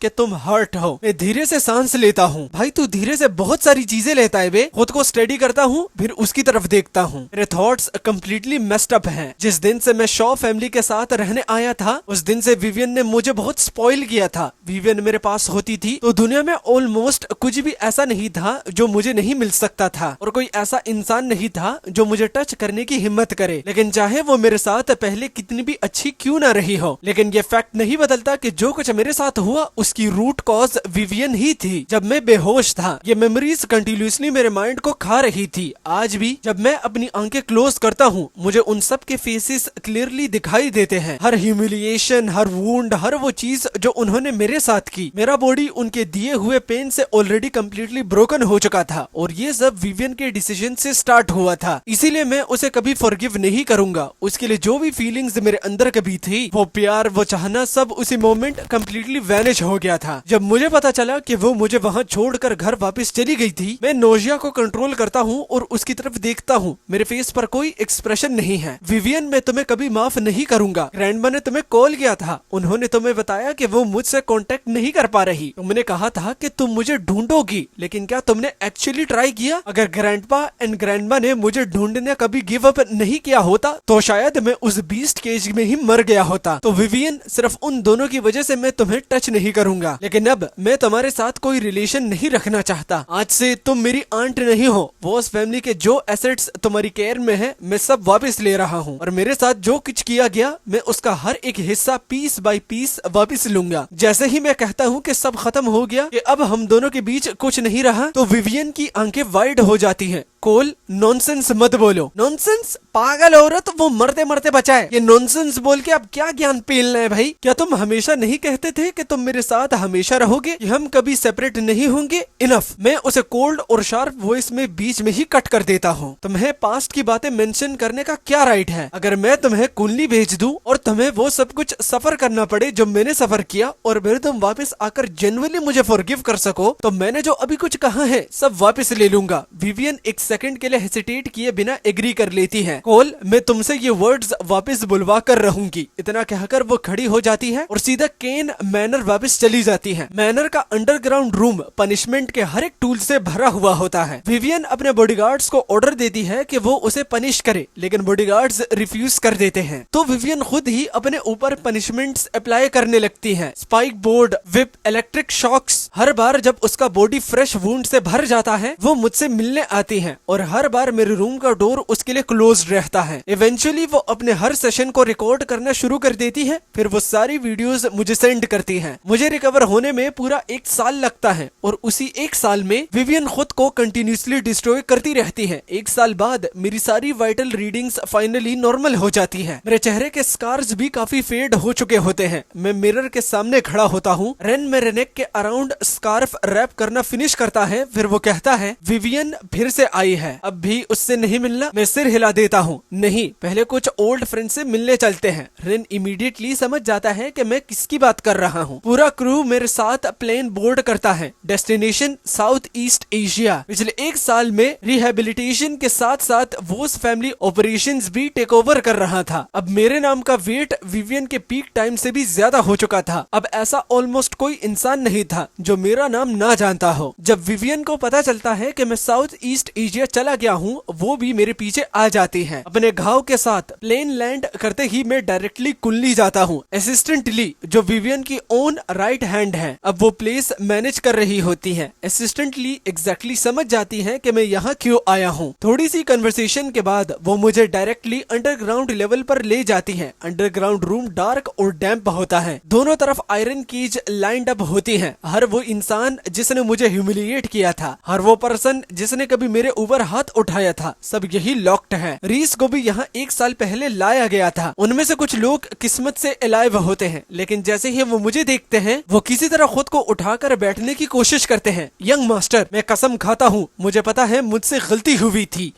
प्लीज बस जल्दी खत्म करो। यंग मास्टर, मैंने अपनी मर्जी से कुछ नहीं किया था, मुझे फोर्स किया गया था, प्लीज मुझे जाने दो। ये सब कुछ देखना इतना पेनफुली फेमिलियर लग रहा होता है जैसे मेरी खुद की कनपट्टियां थ्रोब करने लगती है। जो मेरी मेमोरीज मैंने इतनी डीपली दफन कर दी थी वो एक एक करके दोबारा सरफेस पर आने लगती है। इंस्टेंटली मैं अंकल रेन का हाथ पकड़ने के लिए साइड में रीच करता हूँ, लेकिन मेरे हाथ में किसी और का अनफेमिलियर हैंड आ जाता है। मैं ऊपर देखता हूँ, मेरी नजर विवियन की आंखों से मिलती है। उसकी दोनों आईज ब्रोकन ब्लड वेसल्स की वजह से रेड हो चुकी होती हैं। डरो मत कोल, अब ये लोग तुम्हें हर्ट नहीं कर सकते। चलो इस बार विवियन को जाने देते हैं। मैगी खा के आ रहा हूँ तो मूड अच्छा है। मेरे पास खड़ी विवियन अब पहले जैसे बिल्कुल नहीं लगती। उसका चेहरा ऑलमोस्ट पेल था, उसकी चीक्स हैलो हो चुकी हैं और उसकी विजिबल स्किन का ऑलमोस्ट हर इंच स्कार से कवर है। 6 महीने पहले ही मैंने उसे रोकने की कोशिश की थी। मैंने उसे कहा था ये सब बंद करो, तुम बस खुद को पनिश करके बस अपने आप को ये फील करवा रही हो कि तुमने कुछ रिपे कर दिया, लेकिन मेरे लिए इसका कोई मीनिंग नहीं है। लेकिन विवियन ने मेरी बात नहीं मानी। उसने सिर्फ इतना कहा, ये मेरा तुम पर कर्ज है। इवेंचुअली मैंने उसे समझना ही छोड़ दिया, जो करना है करे। पिंजरे के अंदर लॉक लोग अभी भी मर्सी के लिए स्क्रीम कर रहे होते हैं। मैं अपने नाखूनों को अपने हथेली में प्रेस करता हूँ और खुद को स्टेडी रहने के लिए फोर्स करता हूँ। फिर मैं उस केज की तरफ वॉक करता हूँ जिसमें गैविन, हॉक और लिली लॉक्ड हैं। तीनों ग्राउंड पर पड़े होते हैं। उनके लिम्स अननेचुरल एंगल्स में बेंट हैं। उनमें प्रॉपरली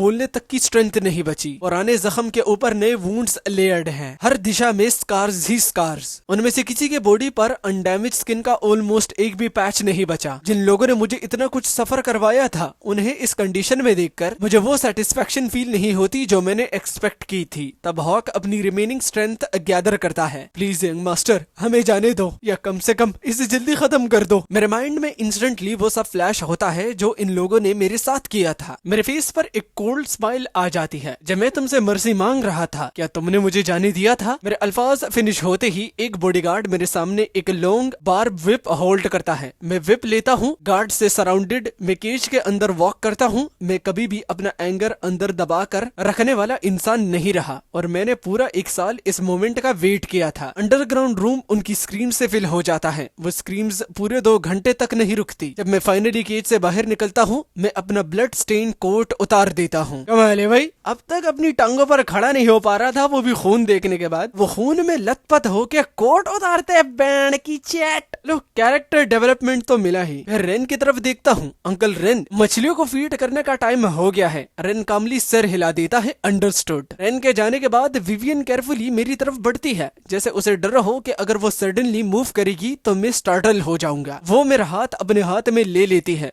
कोल, अब क्या तुम मुझे फॉरगिव करने के लिए रेडी हो? मैं अपना हैंड उससे पुल अवे कर देता हूँ। मैं उसे सिर्फ एक कोल्ड लुक देता हूँ, फिर टर्न करके वॉक अवे करने लगता हूँ। विवियन मेरे पीछे आने ही वाली होती है कि एक बॉडीगार्ड उसके सामने आ जाता है। उसके पीछे रीस को ड्रैग किया जा रहा होता है। रीस बस किस्मत से जिंदा होता है। बॉडीगार्ड कहता है, मिस शॉ, यंग मास्टर के डायरेक्ट ऑर्डर्स हैं, आपका आदमी अब आपके हवाले है। एक पूरा साल ये सब सफर करने के बाद रीस फाइनली समझ चुका था कि जब मौत भी इंसान के पास नहीं आती तो उस फीलिंग का एक्चुअल मीनिंग क्या होता है। अब उसकी सिर्फ एक ही विश होती है कि विवियन उसका एंड कर दे, लेकिन विवियन उसकी तरफ देखती तक नहीं। वो बॉडीगार्ड से कामली कहती है, इसे मछलियों को खिला दो, इसके दोनों बच्चों को भी। ओ माय गॉड, ओके, ये कुछ ज्यादा ही डार्क था। ये वर्ड सुनते ही रीस शॉक में विवियन की तरफ देखता है। ऑब्वियसली भाई वो शॉक में देखेगा ही। मैं तक शौक हो गया। ये जो कनपट्टी दबाने वाली औरत थी, मुझे लगा ये सिर्फ कनपट्टी दबाने तक ही होगी, ये तो पूरी की पूरी मॉन्स्टर ही निकली। विवियन, प्लीज मेरे बच्चों को टच मत करना, वो इनोसेंट हैं। लेकिन बॉडीगार्ड उसका माउथ गैग कर देता है और उसे ड्रैग करके वहां से ले जाता है। रात हो जाती है। कहीं सूखे के वाटर्स में डीप ब्लू वाटर धीरे धीरे डार्क रेड में चेंज हो जाता है। नेक्स्ट मॉर्निंग फर्स्ट लाइट के टाइम रेन मुझे फाइंड करता है। यंग मास्टर, सब हैंडल हो गया? मैं सिर हिला देता हूँ, गुड, अब बाकी का काम भी फिनिश करो। 1 घंटे बाद मैं दूर खड़ा देखता हूँ, कुंडली और गोल्डन ब्रांच के ऊपर फ्लेम्स स्काई तक राइज कर रही होती हैं। मेरे अंदर कुछ फाइनली सेटल होने लगता है, लेकिन सिर्फ ये 2 प्लेसेस नहीं, हर वो जगह जहाँ डार्कनेस और करप्शन को शेल्टर मिलता था, मैंने सबको आग के हवाले कर दिया। हर लास्ट सीन का एंड यही होता है, सब कुछ राख में बदल जाता है। जब मैं हाई चिंग वापस आता हूँ, विवियन मुझे एक लास्ट टाइम मिलने आती है। इस बार वो माफी नहीं मांगती, वो बस एक डॉक्यूमेंट मेरे सामने होल्ड करती है। ओल,